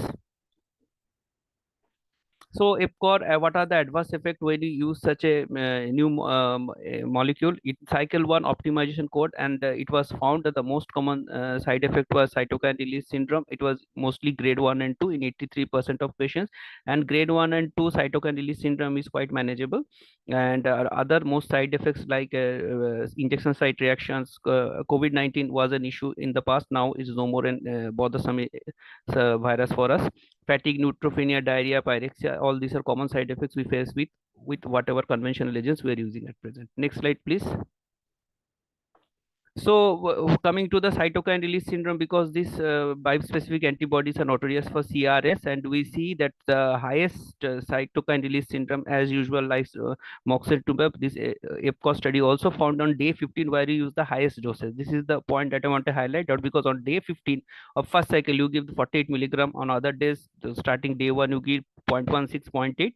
So on that day you get maximum amount of CRS, and mostly they are of grade 1 and grade 2 severity. Next slide, please. So coming to the other agent, odronextamab monotherapy in relapsed refractory follicular lymphoma. It is a multi-cohort open-label phase 2 study. Again, it's a phase 2 study. In relapsed refractory B-cell NHL, here DLBCL is also there, and mantle cell and marginal zone lymphoma, all CD20 positive are mostly included. So you are also step-up dosing. You see the dosing on, it's a IV drug, and day 1 you get, on day 1 and 2 you give 0.5 and 0.5. On day 8, 9 you give 10 milligram. On day 15 you give the complete dose 80 milligram. From cycle 2 to 4 you give 80 milligram day 1, on day 8 and 15, and from cycle 5 plus and maintenance you give 160 milligram every 2 weekly. So this you see it's a 21-day cycle, and step up dosing was given 120 80 milligram. Primary endpoint was overall response rate by independent review committee. Again, secondary response rate, overall response by investigator, CR rate, PFS, OS, safety, tolerability. Patients were admitted for inpatient monitoring for 24 hours following each infusion up to and end of C2D1. Next slide, please. So you see the overall response rate for all patients was 80%, and complete response was 73.4%. So and complete response is quite high in this difficult to treat group of patients, where the patient has not responded to our conventional therapies. And the median progression-free survival was 27.8%, and as per we see that the curves are quite separate. Next slide, please. So again, the issue of CRS, it was seen in 50% of patients, and mostly it was grade 1 and no grade 4. Grade 4 CRS is very difficult to manage, where the requirement of vasopressors and is very much needed. And incidence of grade 2 CRS reduced with 0.74 and 20 milligram step-up regimen. So if we use a step-up regimen, the gradation of CRS also declined, and all CRS event resolves that was used in doses that we in the clinical time, and medium time to resolution was 2 days. That is great. Next slide, please. So coming to B cell and T cell kinetics, this is the IgG based bispecific antibody that I've already used here. Sometimes we combine lenalidomide with bispecific antibodies, and lenalidomide also is added with CAR T cell therapy and novel fusion protein based therapies with like 4-1BB. These are all in investigational drug agents. Next slide, please.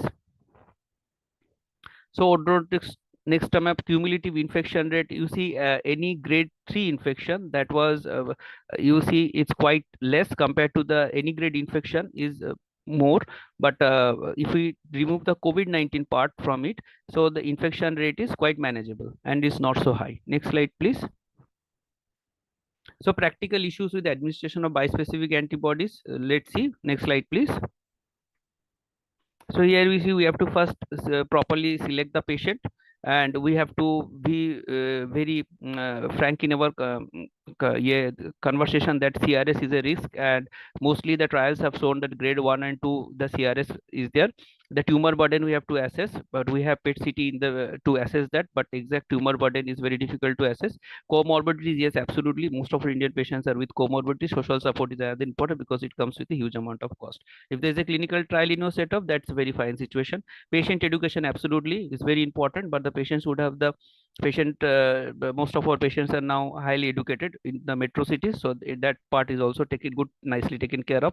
Drug administration, yes, they need hospitalization. Self-monitoring of patients, yes, self-monitoring is also needed. That's why patient education is important. Also, the staff and the treating physician and the junior personnel along with the senior personnel, they should be also well accustomed with the drug administration and the adverse effects. And yes, we should always keep in mind the CRS, and the neurotoxicity is the most dangerous thing, and we should always be high alert for neurotoxicity. And patient assess, if patient assess negative for CRS news, we will continue therapy. If there is a neurotoxicity, one may have to discontinue therapy. So what is my conclusion? Bispecific antibodies represents a novel therapy for B-cell lymphomas, and a safe management plan for inpatient and outpatient use is essential. Next slide, please. So key consideration, I have already discussed some points in the last slide, but what is the facility that is needed? Ensure insurance authorization, as I think these slides are mostly for US or the western part of the world, but for our country, insurance authorization, and the most important, the clinic staff include the registered nurses, pharmacists, they should be aware, and patient education, our sisters, the sister who is going to administer or the brother, that their education, the oncologist or the hematologist, the junior who are the trainee doctors, their education. And lastly, patient resources are very important when you consider like a resource concentrated setting like our country. Next slide, please. So another is prevention of infection. Yes, we are all hematologists. We are all when we were doing our training, we are all aware how to prevent infection. Nothing specific for it. We told if grade 4 neutropenia, that we commonly do for all agents. So here nothing is new. Neutropenia, consider liberal use of growth factor. That's great, but using of growth factor sometimes exacerbate the CRS. But you can use it. Pneumocystis jirovecii pneumonia prophylaxis strongly recommended. Yes, that's true. Hepatitis virus prophylaxis is strongly recommended. Consider IVIG if immunoglobulin G level is less than 400. That's great. CMV has been reported. Check CMV status in difficult situations. CMV is a very common nuisance post-transplant in Indian setting, and fungal infection have been reported, and PML have been reported. That is very rare and quite severe thing. But most of the things I know, we as hematologists or oncologists were quite well accustomed to manage this type of complications in our day-to-day practice. Next slide, please. The future direction for bispecific antibodies. Let's see. Next slide, please. So this is mosunetuzumab that I have already discussed in the beginning, along with lenalidomide in relapsed refractory follicular lymphoma. So overall response rate was seen in 89.7% of patients, and 29 patients were total cohort, and that is quite, and complete response was seen in 65.5 patients. That's a great achievement. Best response by PET-CT by subgroup analysis, if we see, that is also the complete response was 66, 55.6, and 42.9% in both double refractory patients also. It is quite effective. So medium time to first best response was 2.5 months. So within 2.5 months, we get the response with this combination of mosunetuzumab plus lenalidomide. High overall response and complete molecular response in overall population includes those with high risk disease. Quite an interesting observation. Next slide, please. So in Celestimo study, mosunetuzumab plus lenalidomide versus R2 in relapsed refractory follicular lymphoma. R2 we commonly use in our relapsed refractory setting, in my setting. But what we find here is that yes, that is again what we find here is that previously treated, yes, cycle 1 step up dosing, that is already discussed, mosunetuzumab, and here with mosunetuzumab lenalidomide along with rituximab versus lenalidomide. So what we see, primary endpoint PFS. Next slide, please. So I think that result is not yet arrived. So these are the different previously treated follicular lymphoma, and these are the different combination: mosunetuzumab with zanubrutinib, mosunetuzumab with polatuzumab, veritone, and obinutuzumab combination. The Lotus 7 study with loncastuximab tesirine with other mosunetuzumab, polatuzumab. There is a number of permutation combination, different clinical trials that are ongoing. I don't know any of my revert speakers are enrolled with, their centers are enrolled with this trials, but these are interesting combinations. And mosunetuzumab lenalidomide augmentation is one of the interesting trial study. Next slide, please. So coming to the EPCOR NHL2 epcoritimab, and again with versus R2 in follicular lymphoma. So here we see is a multi-level open phase 1 to 1B trial. So dose has to be fixed. So epcoritimab 48 milligram subcut and it is given every fourth weekly. First, it is cycle 1 and 2 every 4 weekly, then every 4 weekly, first 3 plus up to 2 years. Along with the primary endpoint was anti-tumor activity, safety. Next slide, please. So best overall response was in one line failure was 94, and in 95 almost similar response were observed early at first assessment in both arms. You can see almost same in both the arms. Median duration of response was not reached in either arm. In the relapse refractory follicular lymphoma, deep response were observed across high risk groups, including both primary and double refractory and POD24 and those refractory to last therapy. Median PFS was not reached in patients with relapse refractory follow-up. So further studies are needed. Next slide, please. So again, the CRS events, no grade 3 CRS events were observed with the usage of this agent, and CRS timing was predictable. Most cases occurred following the full first dose. Next slide, please. That is obvious. So again, there are with epcoritimab that I have already shown the different combination they are in clinical trial. The most favored agents are lenalidomide, and here they have considered rituximab to be combined because previous two agents nowhere rituximab was considered in the combination therapy. Next slide, please. Again, these are Olympia group of studies. Here, odronextamab plus lenalidomide versus R2 and odronextamab versus investigator's choice of therapy. This with different odronextamab plus chemotherapy versus rituximab. These are different combination with previously treated and treatment-naive follicular lymphoma. So the interesting thing is that upfront also the bispecific antibodies trials are there to be incorporated in further protocols. Next slide, please. So imagine bispecific antibodies in relapsed refractory follicular lymphoma. Let's see. Next slide, please. So this is AGD0486 double set step-up dosing. This agent is still not yet named. So here the interesting thing is there's a unique alpha CD3 binding site to reduce the cytokine release syndrome. So cytokine release syndrome is the unique side effect that has been seen with all clinical trials with bispecific antibodies. So this is the activating alpha CD3, and this is the mechanism that I think the scientists have come to a conclusion that this will prevent the CRS. So high affinity heavy chain only alpha CD19 domain was used and silenced IgG4 FC tail. These are basic sciences, and this is quite interesting. So here you see the step up dose, the dose that will prevent the CRS to the highest extent, and the treatment schedule endpoints are almost similar, but every 2-week infusion is there. Every 2-weekly infusion in a 28-day cycle was used for up to 2 years. Next slide, please. So CR rate by central review with who received more than 2.4 milligram was, you see, the mostly the CR is achieved from maximum percent reduction was seen in the progressive disease category. Next slide, please. So again, these are the different you can see upfront use with treatment in follicular lymphoma with rituximab is in the phase 3, and with monotherapy is in phase 1 in previously treated follicular lymphoma, and monotherapy is in phase 2. Next slide, please. So in conclusion, I would say that bispecific antibodies have significantly affected clinical practice in a short period of time, and more change is expected. Many of the trial initial barriers to use are practical but can be overcome. Some issues may require more careful attention, infectious complications. No, next slide, please.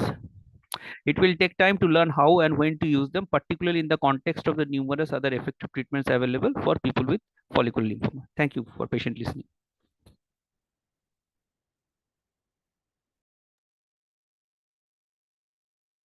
Thank you so much, sir. Now, moving ahead to our panel discussion, I would like to invite our moderator, Dr. Abhay A. Bhave.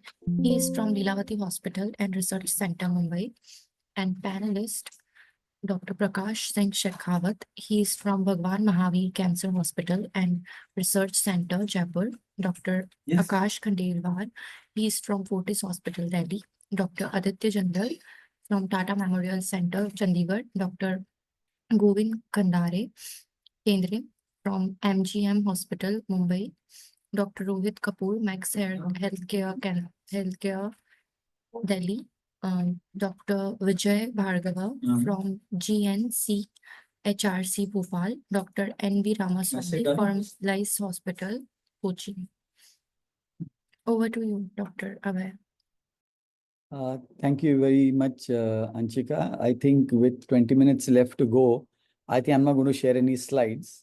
First of all, I'll thank the Indian Oncology Foundation and Dr. Ved for the opportunity to be in this August gathering, discussing very important updates in lymphoma. And thank you very much for the opportunity to be here. And I thank my panelists to be with me on this discussion. So I thought I'll just divide quickly my panel into two parts. One is let's just discuss what we've heard. And I'm open to any panelists giving their thought. Let's start with Dr. Ved's first presentation, and that was on Pola-R-CHP. Now, I would like to know from the panelists, how are you all choosing Pola-R-CHP? Are you using it in first line? And what's your choice? Leave alone finance. That is an issue which will be there in our country. But in a scientific discussion, if you can avoid finance, which is your cohort of patients you would like to use it in? So I'm open to anyone giving their thoughts. So Aditya, you want to go first, or Vijay will go first? Okay. Good evening, everyone. Sir, I feel that given the data and given the initial analysis and the 5-year data that has been presented at ASH, the I would say the use or the feasibility in the ABC subtype patients, especially those with high IPI. I think these are the patients where I would be more inclined to counsel these patients for use of Pola-R-CHP. Although the caveat being that despite 5 years of follow-up, we do not still have OS benefit. But we know from our experience with the antibody drug conjugates in Echelon, it took 6 to 7 years to show OS benefit in the setting of Hodgkin lymphoma. So maybe in the long term, with longer follow-up, we might see OS benefit. Yeah, but Dr. Ved had also presented that the time to next treatment, the need of salvage therapies and further therapies, all were significantly lesser when you use Pola-R-CHP upfront.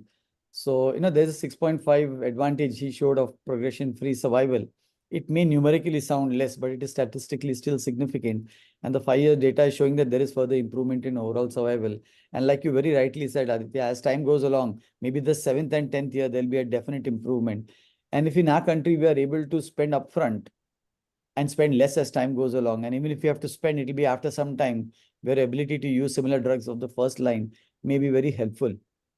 Any other thoughts on this, Dr. Ramaswamy, Dr. Vijay? Yeah, I agree with the same. But even the age is also being one of the this one. I mean, it is more than 70. The chance of response is better, and also that tolerance also slightly better. Though that other situations. Unfortunately, this trial was not powered to look at various sub cohorts or categories, but there is some data coming out now. Coming out with a more than 70. Even in extranodal disease, in non-bulky disease, in patients with double expressor, double hit lymphoma, ABC, this is your cohort which is going to do most beneficial with Pola-R-CHP R-CHP combination. So I think we are at this point. Yeah, at this point of time, they are concentrating only on the ABC plus IIPI plus the AS plus 70. Absolutely, whatever the things which we are in need, like a double hit or a double bulky disease, extranodal, all these things, whether it is not being addressed at this point or that, probably you're absolutely. Yeah, but one last point about this, unless some other panelist wants to comment, is that, when we start doing the gene analysis, we'll be able to further differentiate, and it's going to be more individualized. And there you'll have mixes of therapy which will happen. Some places you will want to use Pola, and some places you might not want to use Pola. So that clarity we'll get in another 5 years when the sub-cohort analysis based on genes is more available to us. Anyone else wants to comment on Pola? Because I thought that was a very nice presentation, and it's a drug which is available to us for practice. If there's no other comment on Pola-R-CHP, which I think is a brilliant combination, Pola-R-CHP, I wonder why Roche never spoke about obinutuzumab, in follicular lymphoma. They had an 8.5% advantage in PFS at the end of 2 years. And they don't seem to be highlighting it as much as they're highlighting Pola at 6.5. I wonder why that's happening, why obinutuzumab is kept as an orphan drug upfront. But I'm sure they'll catch up on it and they'll speak about it as time goes along. The second talk was by Dr. Pawan Kumar, and it was on tafasitamab, but I don't know, have any of my panelists used the drug? So I think for a panel discussion where we are looking at practical aspects, I think we'll skip that if it's not minded by Dr. Pawan Kumar, that none of us have used it. So discussing it on the panel may not be a great idea. And once it's available, hopefully we should be able to discuss it one day. The next discussion was by Dr. Panda. And here are some drugs that we have available. And that's the FCR and BR. So can I just start by asking how many of us are actually using FCR still in patients with CLL? Anyone using it? I haven't used it for a long time. So last patient I still remember was treated when I was a trainee in 2017 or 18. So that's more than 5 years. I did it in my much younger practice. Now I don't remember the last time I've used it, especially with the availability of the BTKI inhibitors, where the data has quite clearly shown that the responses are brilliant, sometimes with a single agent or a combination. So Dr. Panda had shown us his data on comparison between the standard CIT, FCR-BR versus AV versus AVO. And there are a few things I thought we'll bring out in this Amplify trial. The expectation was to get a deep response. We know that with FCR, we can almost get a functional cure, but at the cost of infections, marrow disruptions, morbidity, mortality, and a later myelodysplasia. But FCR was one of the best combinations that was given for CLL, with people being in functional cure for a decade or longer, but came with toxicity. In this, what I noticed was that we are using 2 drugs versus 3 drugs. Now for India, 2 drugs versus 3 drugs. Should we use all our guns upfront? That means you want to use acalabrutinib, venetoclax, and obinutuzumab upfront in combination. So what would my panelists would do if they have a patient in front of them? They have the money. That's not an issue. Would you use 2 or would you use all 3? How would you talk to your patient? Because just mind you, whatever said and done, Dr. Panda's presentation showed that there were more infectious events in AVO. Even they said that there's not enough cardiac events, but you look at numerically, the cardiac events were significant. I saw that on the slide. And overall survival was not different between the 3 arms, actually. CIT versus AV versus AVO. So in a country like ours, where people would prefer to take an oral combination rather than an injectable, how would you go about choosing it? Vijay, Aditya, yours. Sir, I will just like to answer you that I am practicing in a government kind of setup. There, Ayushman Yojana is dominating. So I have not used FCR since my training days in GCRI, but I am frequently using RB in CLL because of many of the patient is not affordable for all TKI inhibitor, and they scary about the lifelong taken medicine and side effect also. And I will like to choose not more than double therapy. I will like to choose acalabrutinib along with one of them, but I have not used 3 drug combination to any patient. And practically, I have not used 2 drug combination till yet now. I am in vitamin RB and acal or ibrutinib before that. But data is showing that we should use 2, but there is a no S benefit, then I may think that using 2 is a good idea. Accordingly. Sir, I agree with Dr. Vijay's point, and on top of that, we should acknowledge that CLL is actually the disease of elderly. Okay, many of these patients are 60 plus. They have comorbidities. They are already on multiple drugs, and with the triple drugs, we expect more drug-drug interactions as well. And having said that, we are dealing with a indolent disease where we are not offering cure with triple therapy. So I think doing less may be more in this kind of with this kind of approach. And I have used obinutuzumab plus ven in only 1 patient till now. Most of these patients are either first-line BTK inhibitors or BR followed by BTK inhibitors. Right. Akash, any thoughts from your side? If you are there on the panel. Sir, definitely it is important that in all such set of patients we do not follow a single therapy. with the CLL, definitely is going more towards ibrutinib or acalabrutinib as the major driver for all the treatments. But in a resource-constrained setting, there are still patients who do well on HCR. Also, there are still patients who might even have some benefit with finite therapy. So we should also try combining the best of both worlds in order to get the best out of everything.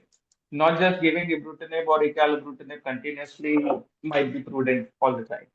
I fully agree. Yeah. That's my sentiment too, because I mean, the patient sitting in front of you in India is much younger than the Western population. And if you're going to use indefinite single agent BTKI, how many years will you use it for? That becomes an issue when the attrition rates are high. The patients tend to get a little bit complacent and then they start skipping the dose. Acalabrutinib twice become once. And we've seen that happening in our practice. So Yes, sir, we see that all the time, sir. Yes. So And my it is challenging when they ask, we are doing fine. Then yes, what to answer them? correct. And if your intention is to now go to undetectable MRD, and I just wonder if Dr. Panda is still with us on the webinar. I mean, he showed that undetectable MRD, and I was a little bit confused about the numbers. The numbers Yes. of the percentage didn't match up Yeah, to what you were saying. Did you think so, Dr. Ramaswamy? absolutely. Even the progression-free survival with the AVV is better than the AVO. Yeah, that's what I thought. In that slide, the overall survival was not different, but he mentioned that MRD was higher with the Yes. AVO. Yes. But in the slide, progression-free survival was better with the AV. I was not able to catch up with those And I points. found that a little of a problem, but I think he's not on the group now. He may have left the group. But if our aim in CLL is to get MRD, a deep response, will that translate into stopping the therapy? Because nowhere does MRD say you stop the therapy. MRD, people are stopping therapy in trial because the trial is limited. So what if at the end of 2 years of AV, the patient is MRD positive? What do you do? Do you stop? Do you continue? Because the trial says 2 years, but then do you continue? In India, we would continue. In the trials, they have to stop because they don't have funding to continue. And then it's all worry as to what happens subsequently. But it's nice to tell a patient that your finite therapy, if you take V plus O, you're 1 year.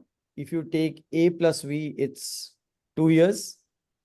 And at the end, of course, with initial, first you'll use the BTK inhibitor and then add the venetoclax subsequently.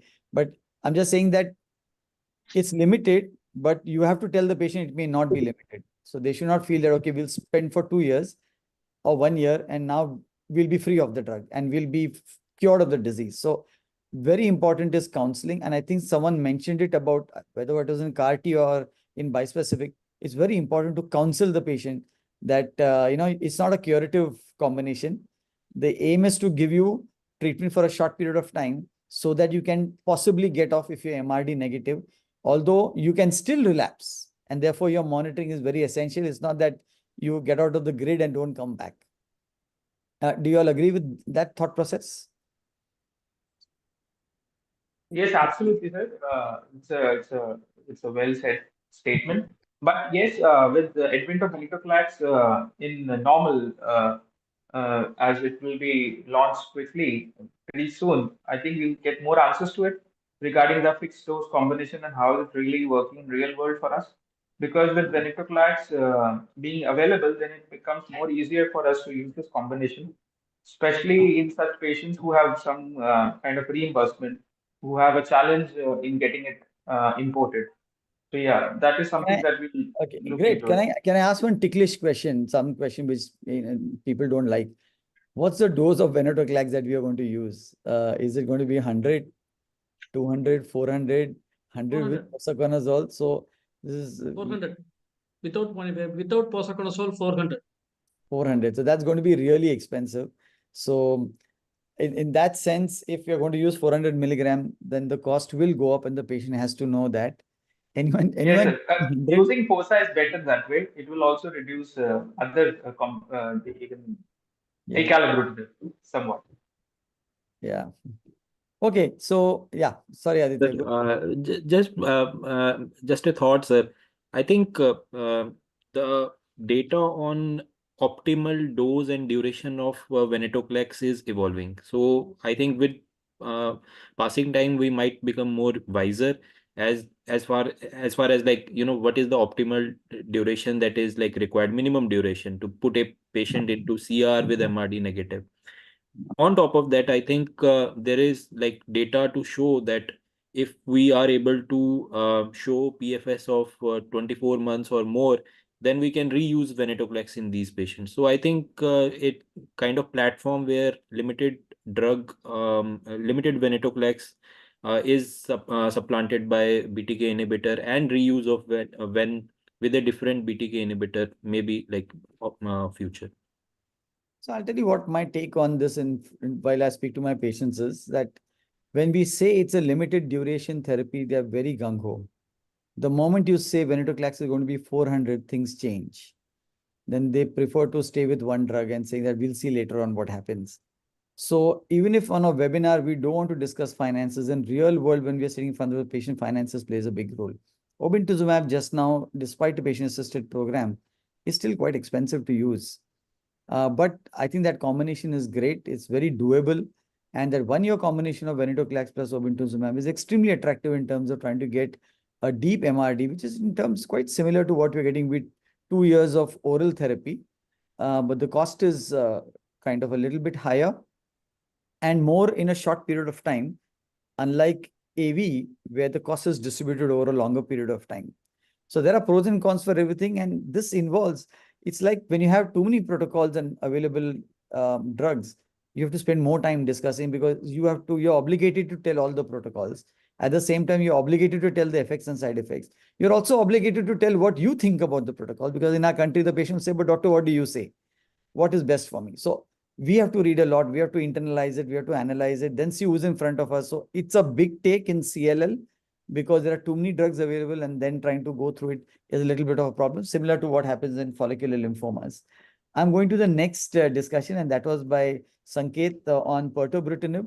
I don't think anyone of us have used Pirtobrutinib. So if Sanket doesn't mind, we'll skip this discussion, although Pirtobrutinib as an oral drug is extremely attractive, especially because it's going to be able to overcome the resistance of all the other covalent BTKI inhibitors. So for those who have used, younger patients who have used covalent and then have become resistant, can have an opportunity to still use another drug like Pirtobrutinib in the future. And I'm sure there are going to be more NIBs coming up in BTKI inhibitors as time goes along. Then the next two were extremely fascinating. Suvra's discussion on bispecific and Dr. Sood's beautiful discussion on CAR-T. The question I'm going to pose to my panelists is that if you have a patient who needs CAR-T and bispecific is relapse refractory, so we'll talk of relapse refractory first, then how will you choose between the two? Because one is a living drug, as they call it. You give it, and Dr. Sood said you get responses over a period of time. And in fact, the trial which he showed, one of the trial, I don't know if it was Zuma-5, said that the assessment is over 15 years. That means they expect no exhaustion to take place, and they expect that the CAR-T will keep working, and over a period of time, you'll get better CRs because it's a living drug that goes on. So how will we place it? A single shot CAR-T, big expenditure upfront, or significant expenditure over a period of time for many months to years. So how do you think you're going to discuss with your patients when it comes to, you looked at the data of CAR-T, you looked at the data of bispecific, both are giving us good ORRs, both are giving us good CRs. Both have got similar probable CRSs. An Indian CAR-T is going to be better in terms of CRS. That's what the published data from Tata also was. So we are looking at exciting times for patients who need treatment for relapse refractory, but how would you choose between the two? I'm open to anyone starting. Dr. Ramaswamy. Same thing.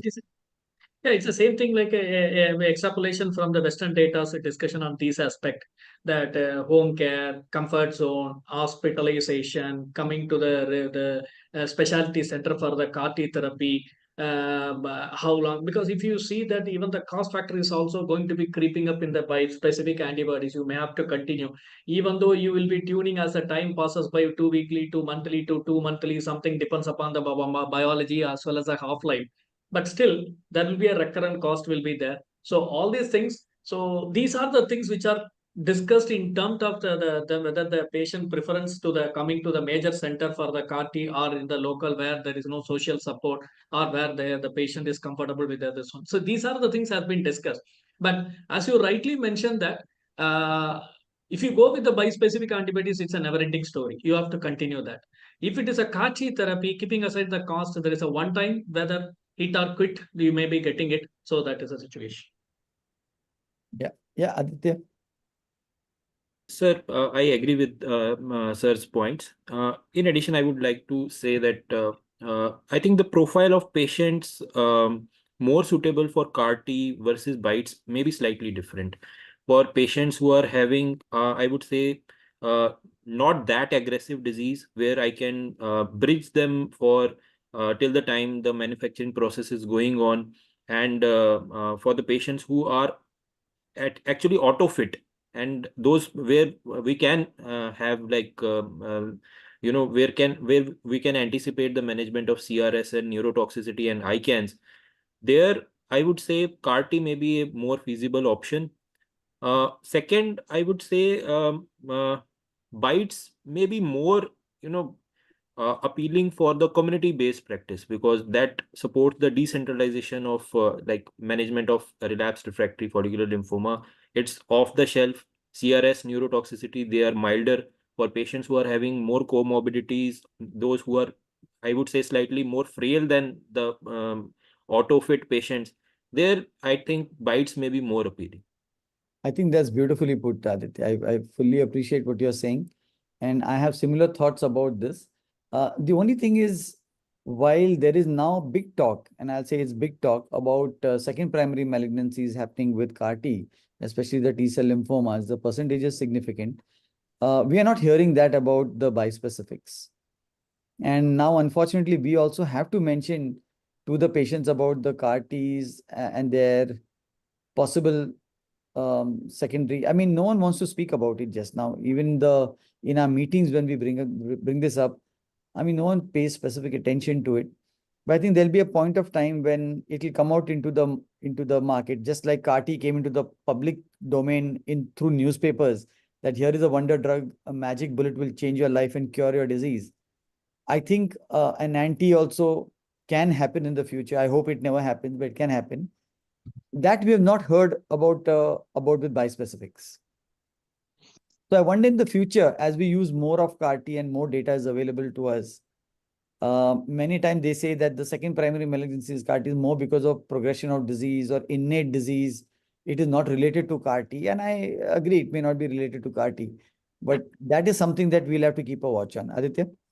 Sir, I agree with your point. In addition, just want to highlight that there was a recent paper in NEJM where they actually looked at pre-CAR-T B-cell malignancies, their long-term follow-up. And there was the retrospective chart analysis of, I think, around, I think it was close to 25,000 patients. And there they found that the incidence of T-cell malignancies is actually more in patients with who are survivors of B-cell malignancy. NHLs. Yes. So I think these are just assumptions and retrospective analysis. Long-term data is only going to give us answer. Yeah, I think time will tell us more whether this is a myth or a reality, or whether this is just an incidental finding. That will tell us. But in your practice, if CAR-T, you're so impressed with CAR-T, in a disease process, and you can choose your disease process, whether it's myeloma, lymphoma, or it is going to be the types of lymphoma, would you want to use CAR-T earlier, or you're going to wait for relapsed refractory, especially in our country, where by the time they're relapsed refractory, they have significantly used their resources? So, Yash, Akash, what's your thought? How will you place it? As of now, it is placed later. Are you going to see CAR-T going more upfront in the second line or third, rather than waiting for relapse refractory? So especially I want to highlight if one is going for an autologous transplant, I'll suggest him a CAR-T over that because especially with BENHLs, I don't see autologous transplant working for them that much, especially in a bulky disease and early relapses, which relapse within a year or so. I prefer a CAR-T over an autologous transplant in subsets of patients, irrespective of their disease biology, especially in order to get a long-term prospects in them. And if money is not an issue, I always give them that this is a better option than an autologous transplant. Also, putting them up in the order might be helpful, in especially in getting the best out of it. And sooner or later, we'll see more things working on the first lines, being CAR-T being offered more and more. The same happened with myeloma. I think now it is pretty much upfront available in trials for patients for in US.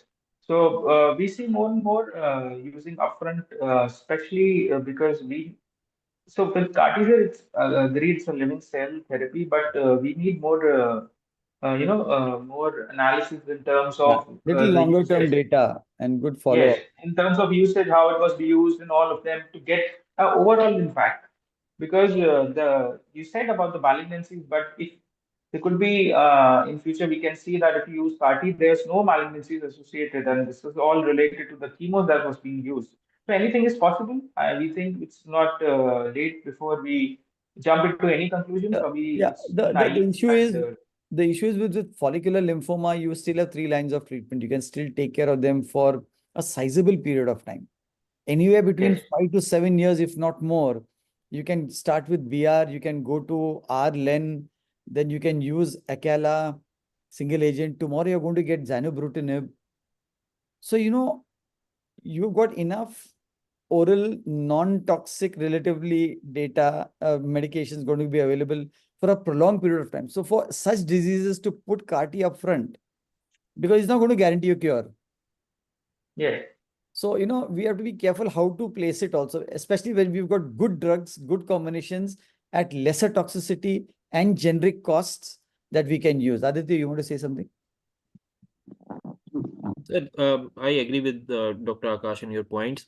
Just want to add that we know that 20% of the patients are going to have early treatment failure in the setting of follicular lymphoma. POD24, we call it early progression of disease. I think we should acknowledge that of all the prognostic factors that we have at the time of diagnosis for the follicular lymphoma, FLIPI2, or other genetic markers, it is only the response to the initial therapy that is going to tell us what is going to They're be the imperfect. status. They're Yeah. imperfect. Yeah. So I think for as of now, the clear value of CAR-T may be there for patients who are having early treatment failure, and I think they will be more suitable patients as of now. Yeah. I So agree. Early relapses Yeah. tend to be a subset which actually has been exploited, and we see will have more promise in this subset of patients, Yeah. definitely. So if you're going beyond 2 years, I think it is still a good idea to be able to use autologous stem cell transplant, because that's more doable in our country, especially when it comes to finances. See, science is one, but finance is the other.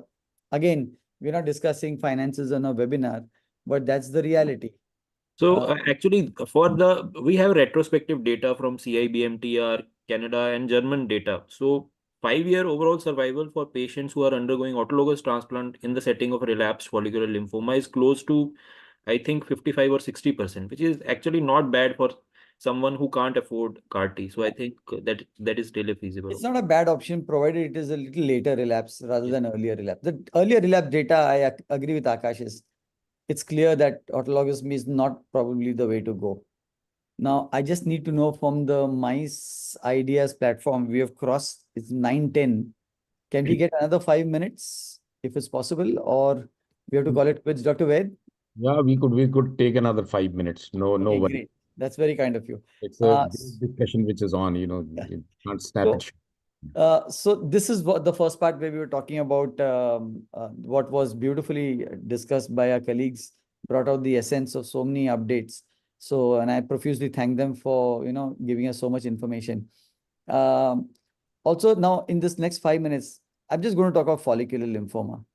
Okay, we said that options available. Now, most of us are using BR as upfront, unless of course it is 3B, then we are choosing R-CHOP. But otherwise, we are all going BR way, right? How many are using rituximab maintenance post BR? Anyone using? So, Not Dr. with Vijay, BR. a clear no. Not with PR. Dr. Vijay? Not with BR. Aditya also no. Akash? I'm using. You use it? Yes, sir. Rituximab maintain. So in BR, the Germans were the first one to say that there's a higher risk of infection if there is rituximab given after BR. Honestly, I have not seen it. Maybe my class of patients in the private sector are taking more care of themselves. I wonder whether it's different in a public sector where hygiene and other issues might play a role in a higher incidence of infection, especially the surroundings. But I have not noticed, not that I'm using R as maintenance, but where I'm seeing that there is still some residual disease, I have, like Akash, chosen sometimes to continue the rituximab just to get Yes, that sir, 3 monthly, but not 2 monthly. 3 monthly as an added benefit. Yes. So that's one thought. The beauty was that if you were to use R-CHOP, you don't have to use, then there is some data that you could use R maintenance. But in one of the trials, I don't know whether it was still or in one of the trials, it was shown that really maintenance made no difference, whether it's Still- R-CHOP or still BR. trial, sir. Still, I think it was the still trial. So there's not much of a difference between the two. So most of us are using BR. Easy to do. It's once in a month or once in 28 days. So it's highly doable. No maintenance is what we have said, unless there is a compelling reason for maintenance. R-Len, that's the R square. Has anyone used that upfront? It's not approved. But for reasons like maybe Frail patients. Like pre-existing cytopenias, frail patient, you don't want to use Benda. Even if you know you're going to use that 70 milligram per meter square, are you using R-Len? And if so, that Len dose is how much? Because the projected one is 20 milligrams and many of our patients can't tolerate. So R-Len, anybody?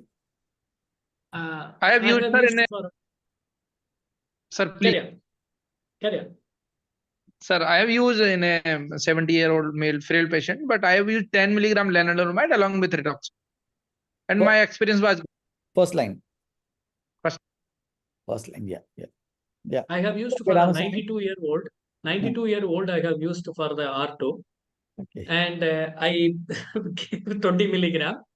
Initial 3 months, it was okay. Subsequently, dose interruption needed. Then they reduced it 15 milligram, then reduced it 10 milligram. And rituximab was given the first 6 months, and the CR was achieved by the PET, and then subsequently it was made as another sector. Even the tuning attenuation of the rituximab after 6 months has been shown. It's not that you have to give it for a 1 year, or even this one maintenance is not sometimes needed. And then lenalidomide even don't have to go for the 18 months, reduce to 1 month if you are achieving this one.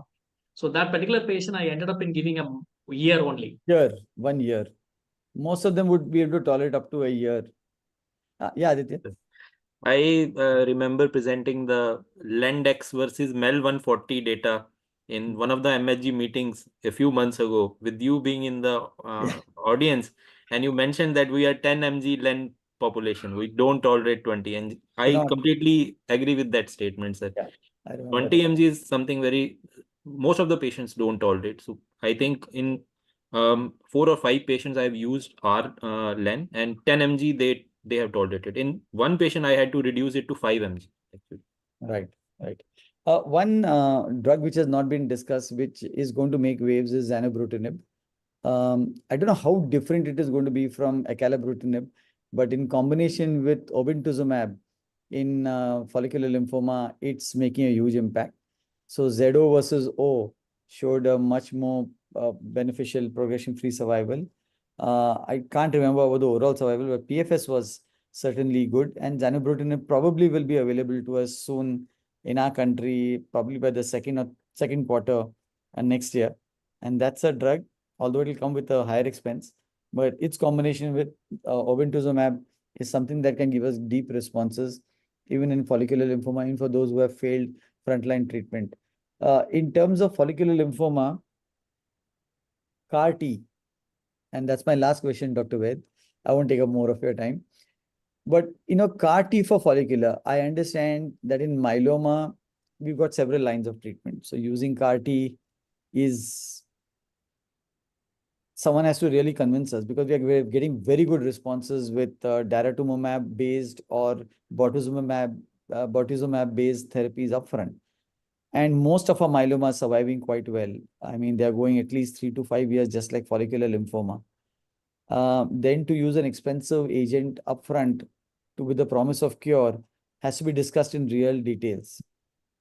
So in follicular lymphoma, placing CAR T earlier is going to be really difficult.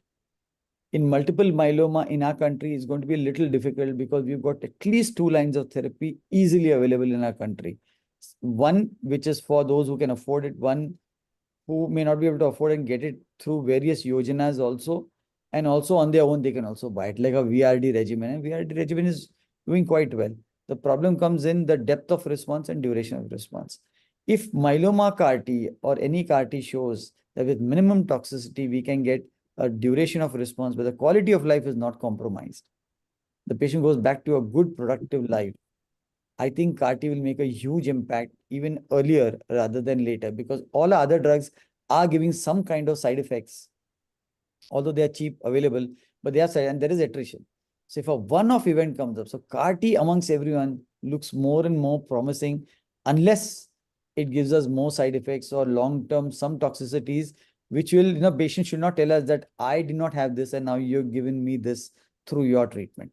I don't want to face that situation in the future, that I've created a problem for my patient that will go against the Hippocrates oath.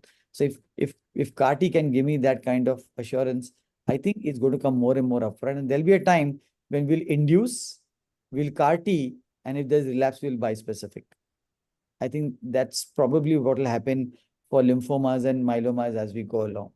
I'll take the last comment from Aditya, and then I'll hand it back to Dr. Vaid. Sir, so I think that you have beautifully stated, the paradigm that might be there for future treatment of relapsed follicular lymphoma.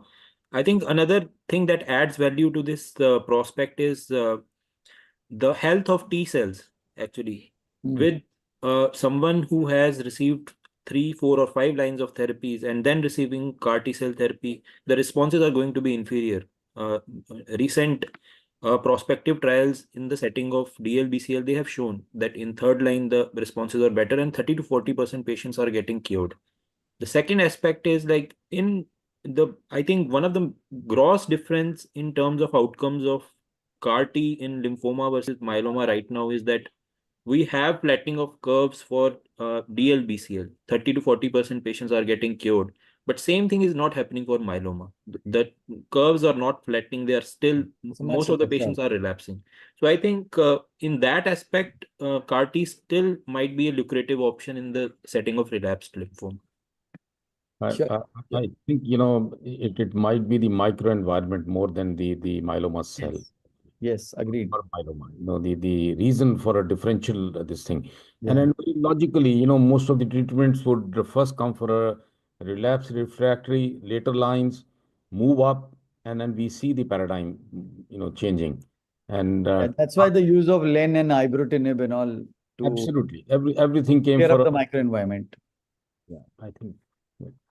Anyway, Thank you so much to my panelists for being so candid and open. Thank you very much. Thanks a lot. Dr. Vaid, back to you. Thank you.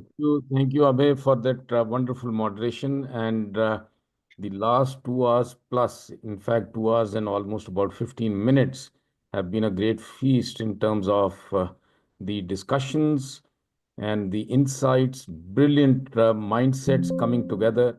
And we couldn't have asked for more. My thanks to all the faculty members, panelists, moderators, and the presenters. And I thank Anshika for the wonderful moderation, Indian Oncology Foundation for laying the platform every time. And for my thanks to Samarth Pharma. Om is there on the panel. Om, you don't come up with your, commercial agenda in any of these master classes or these meetings. which is very well appreciated. You allow us to take a call on what we need to discuss, what we wish to discuss, and we indeed are able to discuss. And also, my thanks to Roche, Dr. Manisha, for supporting this endeavor today. And Mice Ideas, Rajesh, Priyanshi, everyone there. And with that, uh, let me share with you that we have had 208 live attendees on this program this evening, which is very, very credible. And the credit goes to all the presenters and the faculty members. They are the ones who have energized it. I wish everybody a happy new year. Take care, enjoy, and we come back in the new year with a new program, new energy. Thank you so much. Good night. Bye-bye. Thank you. Thank you, sir. Happy Thank New you. Year to all. Happy New Year. Happy New Year. Happy New Year, sir. Happy New Year. Thank you.